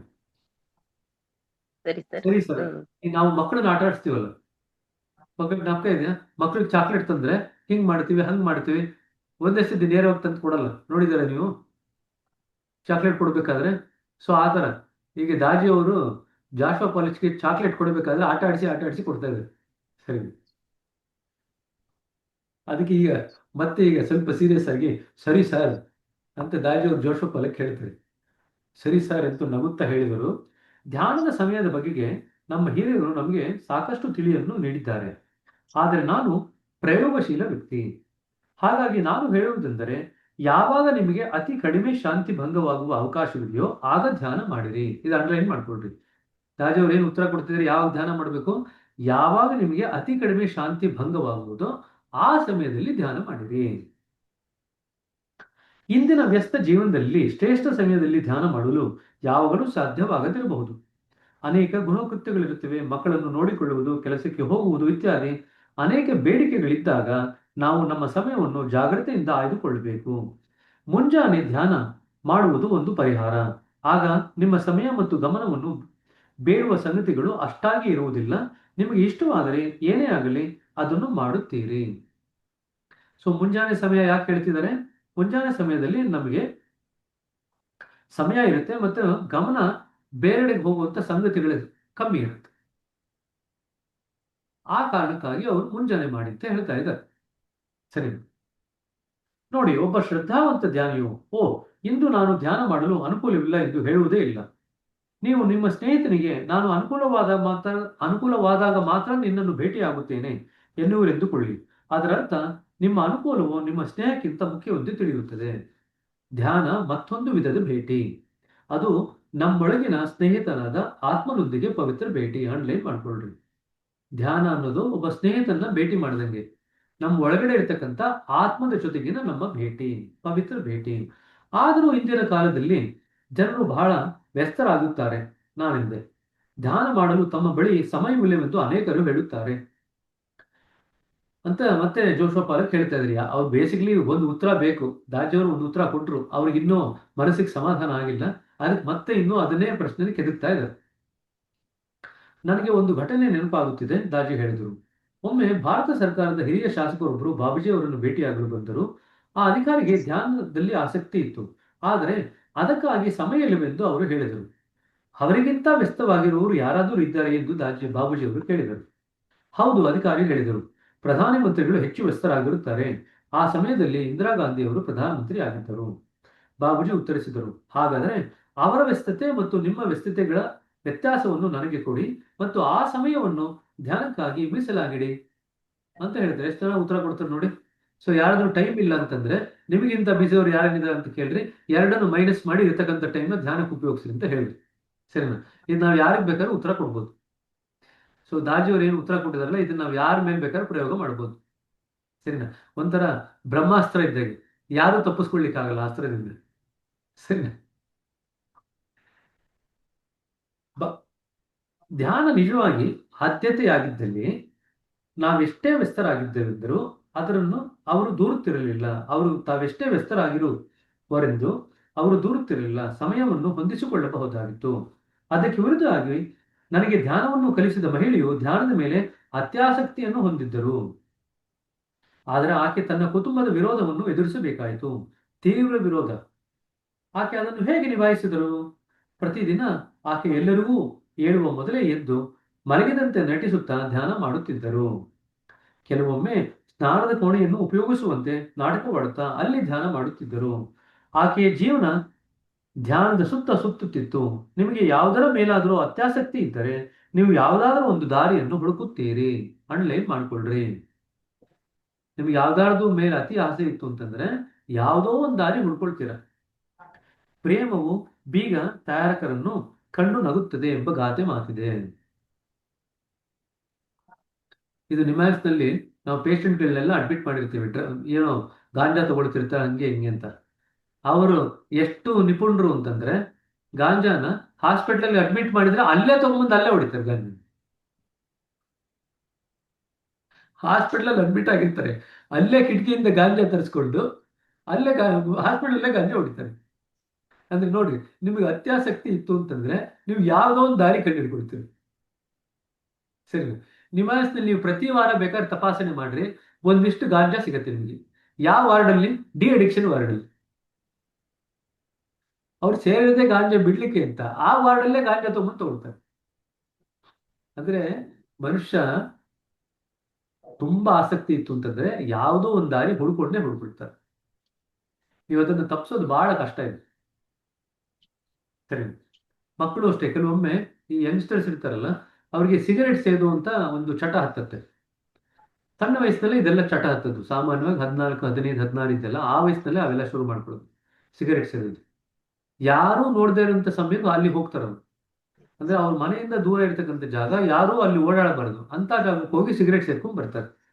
ನಿಮಗೆ ಗೊತ್ತೇ ಆಗಲ್ಲ ಅವ್ರು ಸೇದ್ತಾ ಇದ್ದಾರೆ ಅಂತ. ನಾನು ಅದನ್ನ ಮನೆ ಮಾಡ್ಲಿಕ್ಕೋಸ್ಕರ ಅವ್ರು ಏನ್ ಮಾಡ್ತಾರೆ ಅಂದ್ರೆ ಸಿಗರೆಟ್ ಸೇದ್ಬಿಟ್ಟು ಒಂದ್ ರೌಂಡ್ ಟೀ ಕುಡಿದ್ಬಿಟ್ಟು ಬಾಯಿನಲ್ಲಿ ಒಂದು ಚಾಕ್ಲೇಟ್ ಹಾಕೊಂಡು ಬರ್ತಾರೆ. ಈಗೆಲ್ಲ ಗೊತ್ತಲ್ಲ, ಮಿಂಟ್ ಚಾಕ್ಲೇಟ್ ಇದೆಯಲ್ಲ, ಮಿಂಟ್ ಹಾಕೊಳ್ತು ಅಂತಂದ್ರೆ ಅದ್ರಲ್ಲಿ ವಾಸನೆ ಬರುತ್ತೆ ಮಿಂಟ್ದು. ಸೊ ಅವಾಗ ಸಿಗರೆಟ್ ವಾಸನೆ ಬರಲ್ಲ ಅಂತ. ಸೊ ಇಷ್ಟೆಲ್ಲ ಮಾಡ್ತಾರೆ. ಸೊ ಮನೆಯಲ್ಲಿ ಯಂಗ್ಸ್ಟರ್ಸ್ ಯಾರಿತ್ತು ಅಂತಂದ್ರೆ ಒಂದ್ ಕಣ್ಣು ಇಟ್ಟಿರ್ಬೇಕು ಅವ್ರ ಮೇಲೆ. ಅರ್ಥ ಇದೆ? ಎಸ್ಪೆಷಲಿ ಹರಿಹರಿಯದವ್ರಿದ್ರೆ ಒಂದ್ ಕಣ್ಣು ಇಟ್ಟಿರ್ಬೇಕು. ಇದೆಲ್ಲ ಮಾಡ್ತಾರೆ ತರಲೆಗಳು. ಸರಿನಾ? ಸೊ 3 ಕೆಲಸ ಮಾಡ್ತಾರೆ. ಮನೆಯಿಂದ ದೂರ ಹೋಗಿ ಸಿಗರೇಟ್ ಸೇರ್ತಾರೆ. ಸಿಗರೇಟ್ ಸೇದ್ಮೇಲೆ ಒಂದ್ ರೌಂಡ್ ಕಾಫಿ ಟೀ ಕುಡಿತಾರೆ. ಅದಾದ್ಮೇಲೆ ಬಾಯಿ ಪಪರ್ಮೆಂಟ್ ಹಾಕೊಂಡು ಬರ್ತಾರೆ. ಸರಿ. ಸೊ ನಿಮ್ಮ ಮನೇಲಿ ಇರ್ತಕ್ಕಂಥ ಹುಡುಗರು ಯಾರಾದ್ರೂ ಹೊರಗಡೆ ಹೋಗಿ ಬರ್ಬೇಕಾದ್ರೆ ಪಪರ್ಮೆಂಟ್ ಹಾಕು ಮತ್ತೆ ಅಂದ್ರೆ ನಿಮ್ಗೊಂದು ಕ್ಲೂ ಸಿಗಾಕೊಂಡ್ರು ಅಂತ. ಆಯ್ತಾ? ಆಗ ನೀವು ಯಾಕೋ ಪಪರ್ಮೆಂಟ್ ಹಾಕೊಂಡಿದ್ದೆ ಅಂದ್ರೆ ಪಪರ್ಮೆಂಟ್ ತಿನ್ಬಾರ್ದು ಅಂತ ಕೇಳ್ತಾರೆ ನಿಮ್ಮನ್ನು. ಹಾಗೆಲ್ಲ ನೇರವಾಗಿ ಕೇಳಬೇಡಿ. ಆಯ್ತಾ? ಅವಾಗ ನೀವು ಪರೋಕ್ಷವಾಗಿ ಅವ್ರನ್ನ ಪರೀಕ್ಷೆ ಮಾಡ್ಬೇಕಾಗತ್ತೆ. ಅವ್ರು ಹೋಗಕ್ ಬಿಟ್ಬಿಡಿ. ಅವ್ರಿಗೆ ಗೊತ್ತಿಲ್ಲದ್ರೆ ನಿಧಾನಕ್ಕೆ ಹಿಂದೆ ಹೋಗಿ ಅಲ್ಲಿ ಅವ್ರನ್ನ ಕ್ಯಾಚ್ ಮಾಡ್ಬೇಕು. ಅಲ್ಲೇ ರಸ್ತೆಯಲ್ಲಿ ಕ್ಯಾಚ್ ಮಾಡ್ತು ಅಂದ್ರೆ ಜಗಳ ಆಡ್ತಾರೆ. ಮನೆಗೆ ಬಂದು ಕ್ಯಾಚ್ ಮಾಡ್ರಿ. ಎಲ್ಲಿ ಹೋಗಿದ್ದೆ, ಏನ್ ಮಾಡಿದೆ, ಇದೆಲ್ಲ ಹೇಳಿ. ಆಯ್ತಾ? ಈಗೆಲ್ಲ ಕ್ಯಾಮ್ರಾ ಇರೋದ್ರಿಂದ ಬೇಕಾದ್ರೆ ಕ್ಯಾಮ್ರಾ ತೆಕ್ಕೊಂಡೇ ಬರ್ಬೋದು, ವಿಡಿಯೋನಲ್ಲಿ ಪಿಕ್ಚರ್ ತೆಕ್ಕೊಂಡೇ ಬರ್ಬೋದು ಅವ್ರು ಸ್ಮೋಕ್ ಮಾಡ್ತಿರೋದ್ರಿಂದ. ಆಯ್ತು? ಸೊ ಫೋನಲ್ಲಿ ಉಪಯೋಗಿಸ್ಬೋದು ಇದಕ್ಕೆಲ್ಲ. ಆಯ್ತು? ಸೊ ಅವಾಗ ನೀವು ಕೂಡ ಗುಪ್ತಚಾರರಾಗ್ತೀರ. ಆಯ್ತು? ಆದ್ರೆ ನೀವು ನೋಡಿ, ನೀವು ಒಂದ್ಸತಿ ಇದು ಮಾಡಿದ ತಕ್ಷಣ ಅವ್ರು ಇನ್ನೂ ಪಕ್ಕ ಆಗ್ಬಿಡ್ತಾರೆ. ಅವ್ರು ಅವಾಗ ಜಾಗ ಚೇಂಜ್ ಮಾಡ್ತಾರೆ. ಆಯ್ತಾ? ಆದ್ರೆ ನೀವು ಅವ್ರಿಗೇನಾದ್ರು ಕ್ಲೂ ಕೊಟ್ಬಿಟ್ರೆ, ನೀನ್ ಪೆಪರ್ಮೆಂಟ್ ತಿನ್ಕೊಂಡ್ ಬಂದಿದ್ರಿಂದ ನಂಗೆ ಗೊತ್ತಾಯ್ತು ಅಂತ ಕ್ಲೂ ಕೊಟ್ಬಿಟ್ರೆ ಅವ್ರ ಮುಂದೆ ಪೆಪರ್ಮೆಂಟ್ ತಿನ್ಕೊಂಡ್ ಬರಲ್ಲ. ಬೇರೆ ಎಕ್ಸಾಕ್ಟ್ಲಿ, ಬದಲಾವಣೆ ಮಾಡ್ತಾರೆ. ಸರಿನಾ? ಸೊ ಇದೆಲ್ಲ ಒಂಥರ ಸೂಕ್ಷ್ಮತೆಯಿಂದ ಮಾಡ್ಬೇಕು. ಮಾಡ್ಬೇಕಾದ್ರೂ ತುಂಬಾ ಜೋರ್ ಮಾಡಿ ಕೇಳಿದ್ರೆ ಅವರು ಸೆಡ್ ಹೊಡಿತಾರೆ. ನಿಧಾನವಾಗಿ ಯಾವುದೇ ಜಾಸ್ತಿ ಭಾವೋದ್ರೇಕಕ್ಕೆ ಒಳಗಾಗದೆ ಕೇಳ್ಬೇಕು. ಹೌದಪ್ಪ, ಇಲ್ಲಿ ಹೋಗಿದ್ಯಾ, ಇಲ್ಲಿ ಹೋಗಿದ್ದಾಗ ಏನ್ ಮಾಡ್ದೆಪ್ಪ ಅಂತ. ಆಯ್ತಾ? ಹೆಣ್ಮಕ್ಳ ಬಗ್ಗೆ ನೀವು ತುಂಬಾ ಇದು ಮಾಡ್ಕೋಬೇಡಿ. ಹೆಣ್ಮಕ್ಳಲ್ಲೂ ಇವಾಗ ಇದೆಲ್ಲಾನು ಬರ್ತಾ ಇದೆ. ಯಾಕಂದ್ರೆ ಅವರು ಕೂಡ ಗಂಡಸಿಗೆ ನಾವು ಸರಿಸಮ ಅಂತ ಇದೆಯಲ್ಲ, ಒಂದು ಚಳುವಳಿ ನಡೀತಾ ಇದ್ದಲ್ಲ, ಚಳಿ ಹೆಂಗಸರು ಗಂಡಸರು ಸರಿಸಮ ಅಂತ ಚಳಿ ನಡೀತಾ ಇದೆಯಲ್ಲ. ಸೊ ಹಾಗಾಗಿ ನಾವೇನ್ ಕಮ್ಮಿ ಅಂತ ಅವರು ಮಾಡ್ಲಿಕ್ಕೆ ಶುರು ಮಾಡಿದ್ದಾರೆ. ಸ್ಮೋಕ್ ಮಾಡೋದು, ಡ್ರಿಂಕ್ ತಗೊಳ್ಳೋದು. ಆಯ್ತಾ? ಸೊ ಇತ್ತೀಚೆಗೆ ಒಂದು ಸರ್ವೆ ಆಗಿತ್ತು. ಸರ್ವೆನಲ್ಲಿ ಆಕ್ಚುಲಿ ನೋಡಿದ್ರು ಗಂಡಸರಲ್ಲಿ ಹೆಂಗಸರಲ್ಲಿ ಎರಡೂ ಸರಿಸಮ ಇದೆ ಅಥವಾ ಹೆಂಗಸರಲ್ಲಿ ಕಡಿಮೆ ಇದೆ ಅಂತ ನೋಡಿದ್ರೆ ಇವೆಲ್ಲರಲ್ಲೂ ಎರಡೂ ಲಿಂಗಗಳಲ್ಲಿ ಸರಿಸಮವಾಗೇ ಇದೆ. ಆಲ್ಕೋಹಾಲ್ ತಗೊಳ್ಳೋದಾಗ್ಲಿ, ಸ್ಮೋಕ್ ಮಾಡೋದಾಗ್ಲಿ, ಇವೆಲ್ಲ ಕೂಡ. ಸೊ ಆಧುನಿಕ ವ್ಯಸನಗಳು ಎಲ್ಲಾ ಕಡೆ ಹರಡ್ತಾ ಇದೆ. ಈಗ ಆಧುನಿಕ ವ್ಯಸನದಲ್ಲಿ ಈಗ ಸಿಗರೆಟ್ ಎಲ್ಲ ಬಿಟ್ಬಿಟ್ಟಿದ್ದಾರೆ ಮಕ್ಕಳು. ಸೀದಾ ಸ್ಕೂಲು ಕಾಲೇಜ್ ಹತ್ರ ಗಾಂಜಾನೇ ಸಿಗುತ್ತೆ. ಯಾರು ಗಾಂಜಾ ಮಾರ್ತಾರೆ ಗೊತ್ತಾ? ಆ ಸ್ಕೂಲು ಕಾಲೇಜ್ ಹತ್ರ ಎದುರುಗಡೆ ನಿಂತ್ಕೊಂಡಿರ್ತಾರಲ್ಲ, ಹಣ್ಣಂಗಡಿ ಹಾಕೊಂಡಿರೋರು, ಎಷ್ಟೋ ಸತಿ ಅವರೇ ಮಾಡ್ತಾರೆ ಗಾಂಜಾನ. ಸೊ ಹುಷಾರಾಗಿರ್ಬೇಕು. ಮಕ್ಕಳ ಮೇಲೆ ನೀವು ಒಂದು ನಿಗಾ ಇಡ್ಲಿಲ್ಲ ಅಂತಂದ್ರೆ ಎಷ್ಟೊಂದು ವ್ಯಸನಕ್ಕೆ ಒಳಗಾಗ್ತದೆ. 5 ವರ್ಷದ ಮುಂಚೆ ಇಷ್ಟೊಂದು ನಿಮಗೆ ಮಾದಕ ದ್ರವ್ಯಗಳು ಸಿಗ್ತಾ ಇರಲಿಲ್ಲ. ಬಟ್ ಈಗ ಎಷ್ಟು ಹೇರಳವಾಗಿ ಲಭ್ಯ ಇದೆ ಅಂತಂದ್ರೆ ದೊಡ್ಡ ದೊಡ್ಡ ನಗರಗಳಲ್ಲಿ, ಸಣ್ಣ ನಗರಗಳಲ್ಲೂ ಅಷ್ಟೇ, ಮಂಗಳೂರಲ್ಲೂ ಸಿಗುತ್ತೆ, ಪ್ರತಿಯೊಂದು ಕಾಲೇಜ್ ಮುಂದೆ ಸಿಗುತ್ತೆ. ಸೊ ನಮ್ಮ ಹುಷಾರಲ್ಲಿ ನಾವು ಇಲ್ಲದೆ ಇದ್ರೆ ಎಷ್ಟೋ ಸತಿ ಮಕ್ಕಳು ತೊಂದರೆಗೆ ಸಿಕ್ಕಾಕೊಳ್ತಾರೆ. ಸರಿನಾ? ಯಾರಾದ್ರೂ ಆಕಸ್ಮಿಕ ಸಿನಿಮಾ ನೋಡಿದ್ದೀರಾ? ಆಕಸ್ಮಿಕನ ಅಥವಾ ಶಬ್ದವೇದಿನ? ಆಕಸ್ಮಿಕ, ಅದರಲ್ಲಿ ಪೆನ್ಸಿಲ್ ಅಲ್ಲಿ ಏನ್ರಿ? ಶಬ್ದವೇದಿ. ಶಬ್ದವೇದಿನ? ಶಬ್ದವೇದಿ ಬ್ರದರ್. ಹಾ ನೋಡ್ರಿ, ಎಲ್ರಿಗೂ ಚೆನ್ನಾಗಿ ಜ್ಞಾಪಕ ಇದೆ. ಹಾರ್ಟ್ಫುಲ್ನೆಸ್ ಪುಸ್ತಕ ಜ್ಞಾಪಕ ಇದೆಯೋ ಇಲ್ಲೋ, ಶಬ್ದವೇದಿ ಅಂತೂ ಜ್ಞಾಪಕ ಇದೆ. ಶಬ್ದವೇದಿನಲ್ಲಿ ಆ ವಾಸನೆ ನೋಡ್ತಾರಲ್ವಾ, ಜ್ಞಾಪಕ ಇದೆಯಾ? ಸೊ ತುಂಬಾ ಜನ ಮಕ್ಕಳಿಗೆ ಈ ಪೆಟ್ರೋಲ್ ವಾಸನೆ ಕುಡಿಯುವಂತ ವ್ಯಸನ ಇರುತ್ತೆ. ಆಮೇಲೆ ಈ ಗಮ್ ಬರುತ್ತಲ್ವಾ, ಗಮ್ ವಾಸನೆ ಕುಡಿಯುವಂತ ವ್ಯಸನ ಇರುತ್ತೆ. ಸೊ ಇದೆಲ್ಲ ಸ್ವಲ್ಪ ವೈಟ್ ಹುಷಾರಾಗಿ ನೋಡ್ಕೋಬೇಕು. ಬ್ರದರ್. ಸರಿನಾ? ಸೊ ಎಸ್ಪೆಷಲಿ ಯಂಗ್ಸ್ಟರ್ಸ್ ಇರುತ್ತಲ್ಲ, ಯಾರು ಹೋಮ್ಲೆಸ್ ಆಗಿರ್ತಾರೆ, ಮನೆಯಿಂದ ಓಡ್ ಬಂದ್ಬಿಟ್ಟಿರ್ತಾರೆ, ಅವರೆಲ್ಲ ಕೂಡ ಪೆಟ್ರೋಲ್ ಬಂಕಲ್ಲಿ ಕೆಲಸ ಮಾಡ್ತಕ್ಕಂಥ ಸಣ್ಣ ಸಣ್ಣ ಹುಡುಗರೆಲ್ಲ ಕೂಡ ಆ ಪೆಟ್ರೋಲ್ನ ವಾಸನೆ ಕುಡಿತಾರೆ. ಅದರದ್ದು ಅಭ್ಯಾಸ ಆಗಿರುತ್ತೆ ಅವ್ರಿಗೆ. ತುಂಬಾ ಜನಕ್ಕೆ ತುಂಬಾ ಜನಕ್ಕೆ ಪೆಟ್ರೋಲ್ ವಾಸನೆ ಚೆನ್ನಾಗಿದೆ ಅಂತ ಅನ್ಸುತ್ತೆ. ಚೆನ್ನಾಗಿದೆ ಅಂತ ಅಂದಾಗ ಪದೇ ಪದೇ ಕುಡಿಬೇಕು ಅಂತ ಅನ್ಸುತ್ತೆ. ಸೊ ಇದೆಲ್ಲ ಜ್ಞಾಪಕ ಇಟ್ಕೊಳ್ರಿ. ಸೊ ಆ ಕಾಲೇಜು ಸುತ್ತಮುತ್ತ ಇರ್ತಕ್ಕಂಥ ಅಂಗಡಿಗಳಿರುತ್ತಲ್ವಾ, ಎಸ್ಪೆಷಲಿ ಈ ಹೂವಿನ ಅಂಗಡಿ, ಹಣ್ಣಿನ ಅಂಗಡಿ, ಇದೆಲ್ಲ ಅದೆಲ್ಲ ಸ್ವಲ್ಪ ಮಟ್ಟಿಗೆ ಹುಷಾರು. ಸರಿನಾ? ಇನ್ ಜನರಲ್ ಒಂದು ಹೇಳ್ತೀನಿ, ಯಾರು ಹದಿಹರಿಯೋದವರು ನನಗೆ ಆರೋಗ್ಯಕ್ಕೆ ಒಳ್ಳೇದು ಅಂತೇಳಿ ಹಣ್ಣನ್ನು ತಿನ್ನಕ್ ಹೋಗಲ್ಲ. ಜ್ಞಾಪಕ ಇಟ್ಕೊಳ್ರಿ. ಮನೆಯಲ್ಲೇ ಹಣ್ಣು ಕಟ್ ಮಾಡ್ಕೊಟ್ರೆ ತಿನ್ನಲ್ಲ. ನೀವು ಅಲ್ಲಿ ಹೋಗಿ ಅವರು ಹಣ್ಣು ಹೋಗಿ ತಗೊಂಡು ತಿಂತಾರ? ಗ್ಯಾರಂಟಿ ತಿನ್ನಲ್ಲ. ಅವರು ಹದಿಹರಿಯೋದವರೆಲ್ಲ ಹಣ್ಣು ಅಂಗಡಿ ಹೋಗ್ತಾ ಇದಾರೆ ಅಂತಂದ್ರೆ ನೀವು ಸ್ವಲ್ಪ ಹುಷಾರಾಗ್ಬೇಕು. ಸರಿನಾ? ಯಾಕೆ ಹೇಳ್ತಾ ಇದ್ದೀನಿ ಅಂತಂದ್ರೆ, ಬೆಂಗಳೂರಿನಲ್ಲಿ ಸುತ್ತಮುತ್ತ ಇರ್ತಕ್ಕಂಥ ತುಂಬಾ ಫೇಮಸ್ ಕಾಲೇಜ್ಗಳಲ್ಲಿ ತುಂಬಾ ಹಾವಳಿ ಇದೆ. ಸರಿನಾ? ಸೊ ಎಷ್ಟೋ ಜನ ನಿಮ್ಮ ಹತ್ರ ಹೇಳಲ್ಲ, ಪೋಷಕರ ಹತ್ರ ಹೇಳಲ್ಲ. ನಮ್ಮ ಹತ್ರ ಪೋಷಕರು ಕರ್ಕೊಂಡ್ ಬಂದಾಗ ನಾವು ಅವ್ರನ್ನ ಕೇಳಿದಾಗ ನೀವೇನೋ ಟ್ರೈ ಮಾಡಿದ್ರ ಅಂತ ಕೇಳಿದಾಗ ಅವಾಗ ಮೊದಲು ಬಾರಿ ಒಪ್ಕೊಳ್ತಾರೆ, ಹೌದು ಟ್ರೈ ಮಾಡಿದ್ದೆ ಅಂತ. ಸರಿ. ಸೊ ಸ್ವಲ್ಪ ಹುಷಾರಾಗಿರ್ಬೇಕು. ಯಾಕಂತಂದ್ರೆ ಮುಂಚೆ ಈ ವಸ್ತುಗಳು ಲಭ್ಯ ಇರಲಿಲ್ಲ. ಸೊ ಅದರದ್ದು ಆ, ಪ್ರಯತ್ನ ಪಡುವಂತ ಸಾಧ್ಯತೆ ಕಡಿಮೆ ಇರುತ್ತೆ, ಯಾಕಂದ್ರೆ ಲಭ್ಯನೇ ಇರ್ತಿರ್ಲಿಲ್ಲ. ಈಗ ಎಲ್ಲ ಕಡೆ ಲಭ್ಯ ಇದೆ. ಸೊ ಹಾಗಾಗಿ ತುಂಬಾ ಹುಷಾರಾಗಿರ್ಬೇಕು. ಸರಿನಾ? ನೀವು ಯಾವ್ದಾದ್ರು ಒಂದು ನಿಮಗೆ ಯಾವುದರ ಮೇಲಾದರೂ ಆಸಕ್ತಿ ಇದ್ದರೆ ನೀವು ಯಾವುದಾದರೂ ಒಂದು ದಾರಿಯನ್ನು ಹುಡುಕುತ್ತೀರಿ. ಪ್ರೇಮವು ಬೀಗ ತಯಾರಕರನ್ನು ಕಂಡು ನಗುತ್ತದೆ ಎಂಬ ಗಾದೆ ಮಾತಿದೆ. ಸೊ ಯಾರು ಲವ್ ಮಾಡ್ತಿತ್ತು ಅಂತಂದ್ರೆ ಎರಡು ಫ್ಯಾಮಿಲಿನವರು ಏನು ಮೀಟ್ ಮಾಡಬಾರ್ದು ಅಂತ ಹೇಳಿದ್ರು ಕೂಡ ಹೆಂಗೋ ದಾರಿ ಮಾಡ್ಕೊಂಡು ಇಬ್ರು ಮೀಟ್ ಮಾಡ್ತಾರೆ ಅಲ್ವಾ? ಅದೇ ಗಾದೆ ಮಾತಿಲ್ಲಿರೋದು, ಪ್ರೇಮವು ಬೀಗ ತಯಾರಕರನ್ನು ಕಂಡು ನಗುತ್ತದೆ ಎಂದು ಗಾದೆ ಮಾತಿದೆ. ಧ್ಯಾನವು ಜೀವನದಲ್ಲಿ ಅನೇಕ ಒಳದಾರಿಗಳನ್ನು ನೀಡುತ್ತದೆಂದು ವ್ಯಸ್ತ ಜನರು ತಿಳಿದುಕೊಳ್ಳಬೇಕು. ಒಳದಾರಿಗಳನ್ನು ನೀಡುತ್ತದೆ ಅಂದ್ರೆ ಅಂಡರ್ಲೈನ್ ಮಾಡ್ಕೊಳ್ಳಿ. ಸಾಮಾನ್ಯವಾಗಿ ನಾವು ಅನೇಕ ಹೊಸ ಪ್ರಯತ್ನಗಳನ್ನು, ಅಪಾರ ಸಮಯ ಮತ್ತು ಶಕ್ತಿಯನ್ನು ತೊಡಗಿಸುತ್ತೇವೆ. ಕೆಲವೊಮ್ಮೆ ಅವು ಫಲ ನೀಡುತ್ತವೆ, ಕೆಲವೊಮ್ಮೆ ಇಲ್ಲ.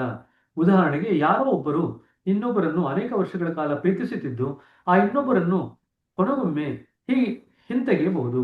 ಅಥವಾ ಒಂದು ವ್ಯವಹಾರ ಸಂಬಂಧವನ್ನು ಬೆಳೆಸಲು ನೀವು ಬಹಳಷ್ಟು ಸಮಯವನ್ನು ವ್ಯಯಿಸಿ ನಂತರ ಅದು ಫಲ ನೀಡದೇ ಇರಬಹುದು. ಈ ಪರಿಸ್ಥಿತಿಗಳ ಸತ್ಯವನ್ನು ಪ್ರಾರಂಭದಿಂದಲೇ ಅರಿತಿರುವುದು ಒಳ್ಳೆಯದಲ್ಲವೇ? ಸೊ ಯಾವುದೋ ಒಂದು ಹೊಸ ವ್ಯವಹಾರ ಕುದುರಿಸ್ಲಿಕ್ಕೆ ಹೋಗ್ತಾ ಇದ್ದೀರಾ, ಆದ್ರೆ ಅದರಿಂದ ಬರ್ತಾ ಇರ್ತಕ್ಕಂಥ ಒಳ ಸುಳಿವು ಏನಿದೆ ಅದು ನಿಮ್ಗೆ ಗ್ರಹಿಸ್ಕೋಬೇಕಂತಂದ್ರೆ ಧ್ಯಾನ ಬೇಕು.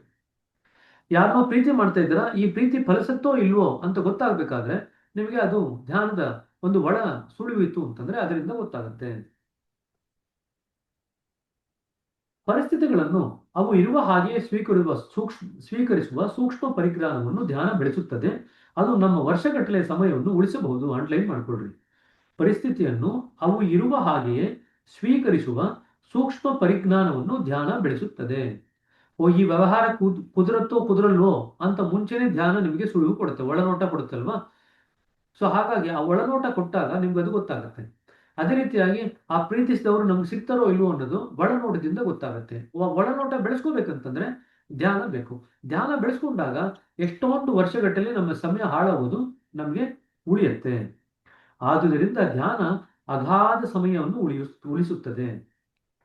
ನಿಮ್ಮಲ್ಲಿ ಅದೆಷ್ಟು ಕಡಿಮೆ ಸಮಯವಿರುತ್ತದೆಯೋ ಧ್ಯಾನ ಅಷ್ಟೇ ಹೆಚ್ಚು ಮುಖ್ಯವಾಗುತ್ತದೆ. ಪ್ರತಿದಿನ ನಿಗದಿತ ಸಮಯದಲ್ಲಿ ಕೇವಲ 5 ನಿಮಿಷಗಳ ಕಾಲ ಧ್ಯಾನ ಮಾಡಿದರೂ ಸಾಕು, ಅಪಾರ ಲಾಭವಾಗುತ್ತದೆ. ಹಾಗಾಗಿ ಧ್ಯಾನ ಮಾಡಿ, ವಿಶೇಷವಾಗಿ ನಿಮ್ಮಲ್ಲಿ ಸಾಕಷ್ಟು ಸಮಯ ಇರದಿದ್ದಾಗ. ಯಾರ ಸಮಯ ಇಲ್ಲ ಅಂತ ಹೇಳ್ತಾರಲ್ಲ ಅವರೇ ಧ್ಯಾನ ಮಾಡಬೇಕು. ಯಾಕಂತಂದ್ರೆ ಸಮಯ ಉಳಿಯುತ್ತೆ. ಎಲ್ಲ ಪ್ರಶಿಕ್ಷಕರು ಅಪ್ಲಿಕೇಶನ್ ಹಾಕ್ಬೇಕಾದ್ರೆ ಪ್ರಶಿಕ್ಷಕರ ಕೆಲಸ ಮಾಡ್ಲಿಕ್ಕೆ ನಮಗೆ ಸಮಯನೇ ಇಲ್ಲ ಅಂತ ಹೇಳ್ತಾರೆ ತುಂಬಾ ಜನ. ನೀವು ಪ್ರಶಿಕ್ಷಕರಾಗಿ ತಯಾರಾದ್ಮೇಲೆ ಸಮಯ ತಾನಾಗೆ ತೆರೆದುಕೊಳ್ಳುತ್ತೆ. ನೀವೇನು ಅದ್ರ ಬಗ್ಗೆ ಚಿಂತೆ ಮಾಡುವಂತ ಅಗತ್ಯ ಇಲ್ಲ. ಇದನ್ನ ಅಪ್ಪ ಇಟ್ಕೊಳ್ರಿ, ಸರಿನಾ? ಹಾಗೆ ಯಾರಿಗೆ ಸಮಯ ಇಲ್ವೋ ಅವರಿಗೆ ಹೆಚ್ಚಿನ ಧ್ಯಾನದ ಅಗತ್ಯ ಇದೆಯೋ, ಯಾರ ಸಮಯ ಇಲ್ಲ ಅಂತ ಹೇಳ್ತಾರಲ್ಲ ಪ್ರಶಿಕ್ಷಕರು ಆಗುವಂತವ್ರು, ಅಭ್ಯಾಸಿಗಳು, ಅವರೇ ಪ್ರಶಿಕ್ಷಕರಾಗಬೇಕಾಗಿರುತ್ತೆ. ಸಮಯ ಇಲ್ಲ ಅಂತ ಹೇಳ್ತಕ್ಕಂಥ ಅಭ್ಯಾಸಿಗಳೇ ಪ್ರಶಿಕ್ಷಕರಾಗಬೇಕು. ಆಗ ಅವ್ರಿಗೆ ಸಮಯ ಉಳಿಯೋದು ಸ್ಪಷ್ಟವಾಗಿ ಗೊತ್ತಾಗುತ್ತೆ. ಸರಿನಾ? ಸರಿ, ಅಲ್ಲಿಗೆ ನಿಲ್ಲಿಸೋಣಂತೆ. 72ನೇ ಪುಟದಿಂದ ನಾವು ಮುಂದಕ್ಕೆ ಕಂಟಿನ್ಯೂ ಮಾಡೋಣ ನೆಕ್ಸ್ಟ್. ಸರಿನಾ? ಸರಿ, ಹಾಗಾದ್ರೆ ಇಷ್ಟಲ್ಲಿ ಓದಿದ್ರಲ್ಲಿ ಏನಾದ್ರು ಪ್ರಶ್ನೆ? ನಾಳೆ ಇರಲ್ಲ ಕ್ಲಾಸು, ಯಾಕಂದ್ರೆ ನಾಳೆ ಇಂಟರ್ನ್ಯಾಷನಲ್ ಯೋಗ ಡೇ ಇರೋದ್ರಿಂದ ಎಲ್ಲೋ ಒಂದ್ ಕಡೆ ಬೆಳಗ್ಗೆ ಎದ್ದು ಕಾರ್ಯಕ್ರಮಕ್ಕೆ ಹೋಗ್ಬೇಕಾಗಿದೆ. ಸೊ ಹಾಗಾಗಿ ನಾಳೆ ಇಂಗ್ಲಿಷ್ ಕ್ಲಾಸು ಇಲ್ಲ, ಕನ್ನಡ ಕ್ಲಾಸು ಇಲ್ಲ. ಸೋಮವಾರ ಯಥಾ ಪ್ರಕಾರ ಹಾಗೆ ಮುಂದುವರ್ಸೋಣ. ಸರಿನಾ? ಏನಾದ್ರು ಪ್ರಶ್ನೆಗಳಿದೆಯಾ?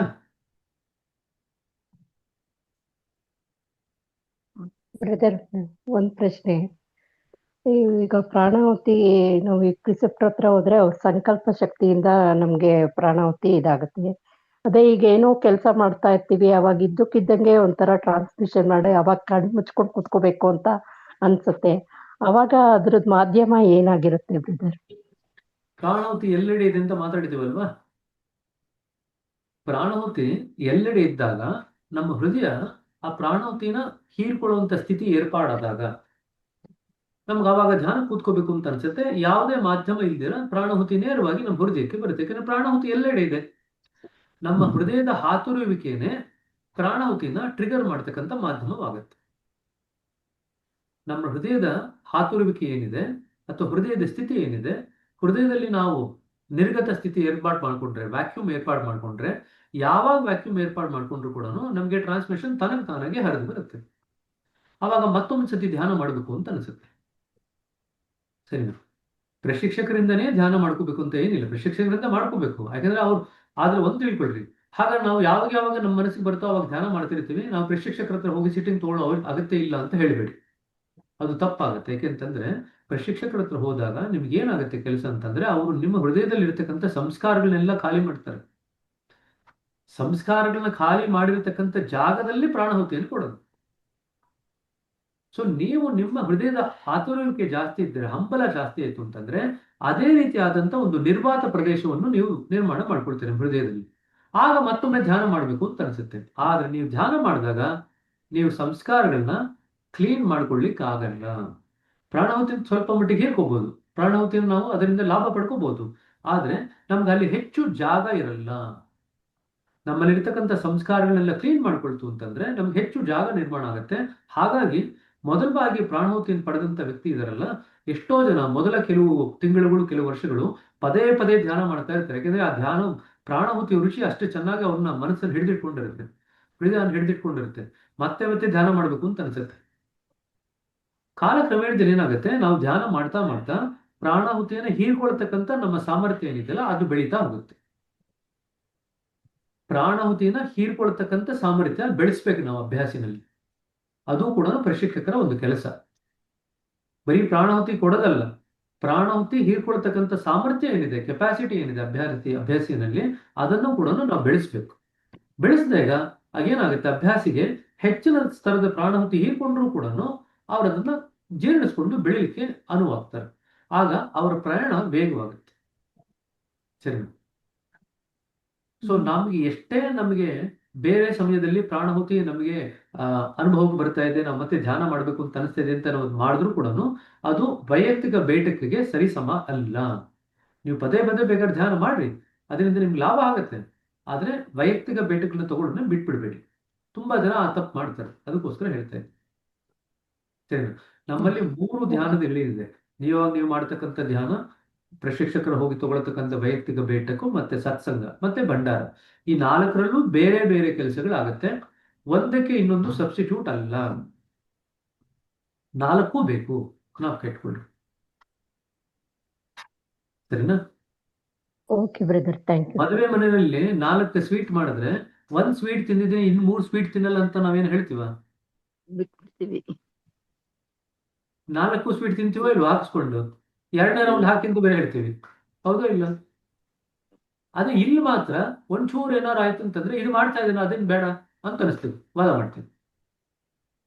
ಸೊ ನೆಕ್ಸ್ಟ್ ಟೈಮ್ ಏನಾದ್ರು ಮನಸ್ಸಿಗೆ ಈಗ ನಾನು ಇದಕ್ಕೆ ಸತ್ಸಂಗ ಹೋಗೋದು ಅವಶ್ಯಕತೆ ಇಲ್ಲ, ನಾನು ಮನೇಲೇ ಧ್ಯಾನ ಮಾಡ್ತಾ ಇದ್ದೀನಿ, ಬೆಟ್ಟಕ್ಕಿಂತ ತೊಗೊಳ್ಳೋ ಅವಶ್ಯಕತೆ ಇಲ್ಲ, ವೈಯಕ್ತಿಕ ಬೆಟ್ಟಕ್ಕೂ ಮನೇಲೇ ಧ್ಯಾನ ಮಾಡ್ತೀನಿ ಅಂತ ಬಂತು ಅಂತಂದ್ರೆ ಈ ಯೋಚನೆ ಜ್ಞಾಪಕ ಇಟ್ಕೊಳ್ರಿ.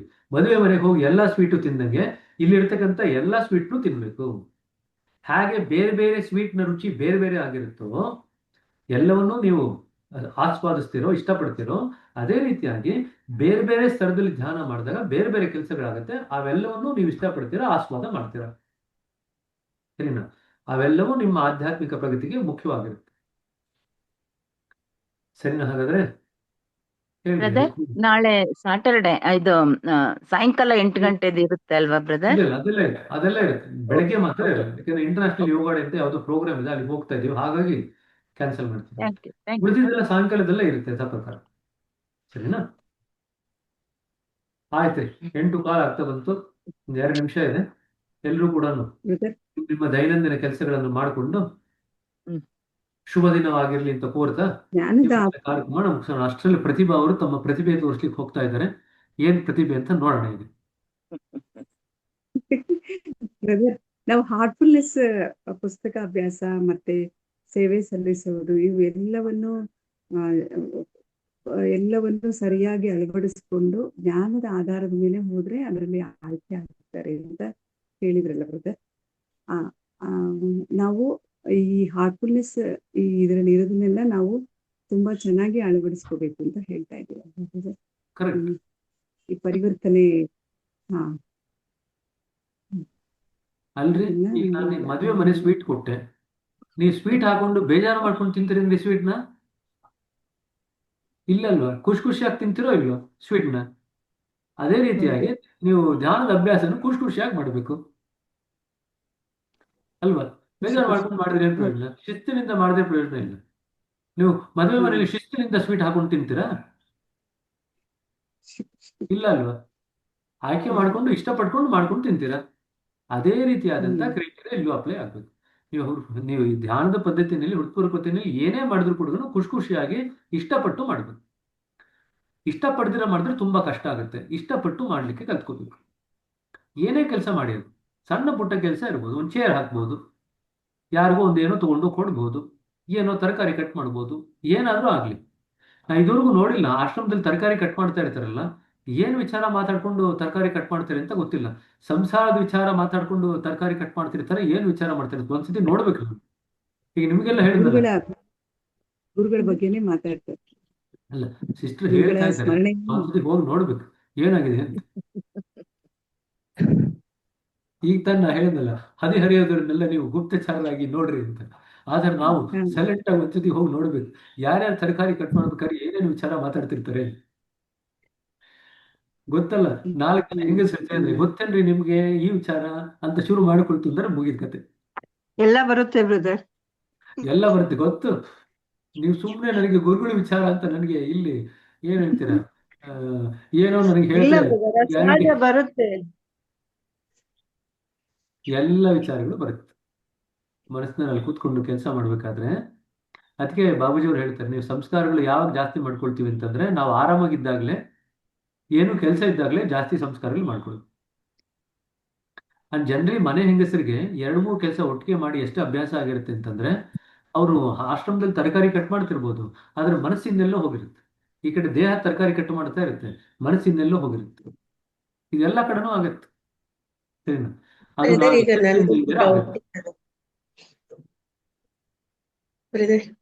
ನಾವು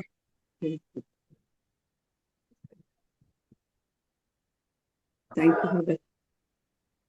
ಏನ್ರಿ ರೇವತಿ Brother? ಅವ್ರೆ? ಬ್ರದರ್, ಈಗ 6ನೇ ತಾರೀಕು ಕ್ರಿಸ್ಟ್ ಅಲ್ಲಿ ಇವಾಗ ನಮ್ಗೆ ತಿರ್ಗಾ 13ನೇ ತಾರೀಕು ಬನಶಂಕರಿಗೂ ಕ್ರಿಸ್ಟ್ 13ನೇ ತಾರೀಕು ಕ್ರಿಸ್ಟ್ ಅಲ್ಲಿ ತಿರ್ಗಾ ಇಟ್ಟಿದ್ದೀರಲ್ಲ ಬ್ರದರ್. ಈಗ 6ನೇ ತಾರೀಕು ನಾವ್ ಅಲ್ಲಿ ಇರ್ತೀವಲ್ಲ, ಅವಾಗ್ಲೇ ಮಾಡ್ಕೋಬೋದಾ? ಒಂದಿನ ಅವಾಗ್ಲೇ ಎಲ್ಲ ಮಾಡ್ಲಿಕ್ಕೆ ಆಯ್ತು ಅಂತಂದ್ರೆ ಅವಾಗ್ಲೇ ಮುಗಿಸ್ಬಿಡೋಣ. ಕೃಷ್ಣಲ್ಲಿ 1 ತಾಸು 2 ತಾಸು ಸಮಯ ತಗೊಂಡು ಅಲ್ಲೇ ಮುಗಿಸ್ಬಿಡೋಣ. ಅವಾಗ ಮತ್ತೆ 13ನೇ ತಾರೀಕು ಮಾಡುವಂತ ಅಗತ್ಯ ಬರಲ್ಲ. ಅದನ್ನ ವರ್ಕೌಟ್ ಮಾಡ್ತೀವಿ, ಚಿಂತೆ ಮಾಡ್ಬಿಡಿ. Okay okay brother. ಆಮೇಲೆ ಕ್ವಶನ್ಸ್ ಬರ್ದ್ರಿ ಅಕ್ಕ ಕೇಳಿದ್ರಿ 6 ಕ್ವಶನ್ಸ್. ಅದು ಅದು ಈಗ 6 ಬೇಡ, ಕ್ವಶನ್ಸ್. 8 ಕಾಲ ಆಯ್ತು. ಈಗ ಎಲ್ಲರೂ ಬೆಟ್ಟಕ್ಕೆ ಬಂದಿದ್ದಾರೆ, ಸರಿನಾ? ಓಕೆ ನೆಕ್ಸ್ಟ್ ಟೈಮ್ ಡಿಸ್ಕಸ್ ಮಾಡೋಣ, ಸರಿನಾ? ಓಕೆ ಎಲ್ಲರೂ ಕಾಯ್ತಾ ಇದ್ದಾರೆ ಮೇಲ್ಗಡೆ. ಓಕೆ, ಓಕೆ, ಥ್ಯಾಂಕ್ ಸರಿ ಕಣ್ರಿ. Thank you, ಮತ್ತೊಮ್ಮೆ brother. ಎಲ್ರಿಗೂ ಶುಭ ದಿವಸ.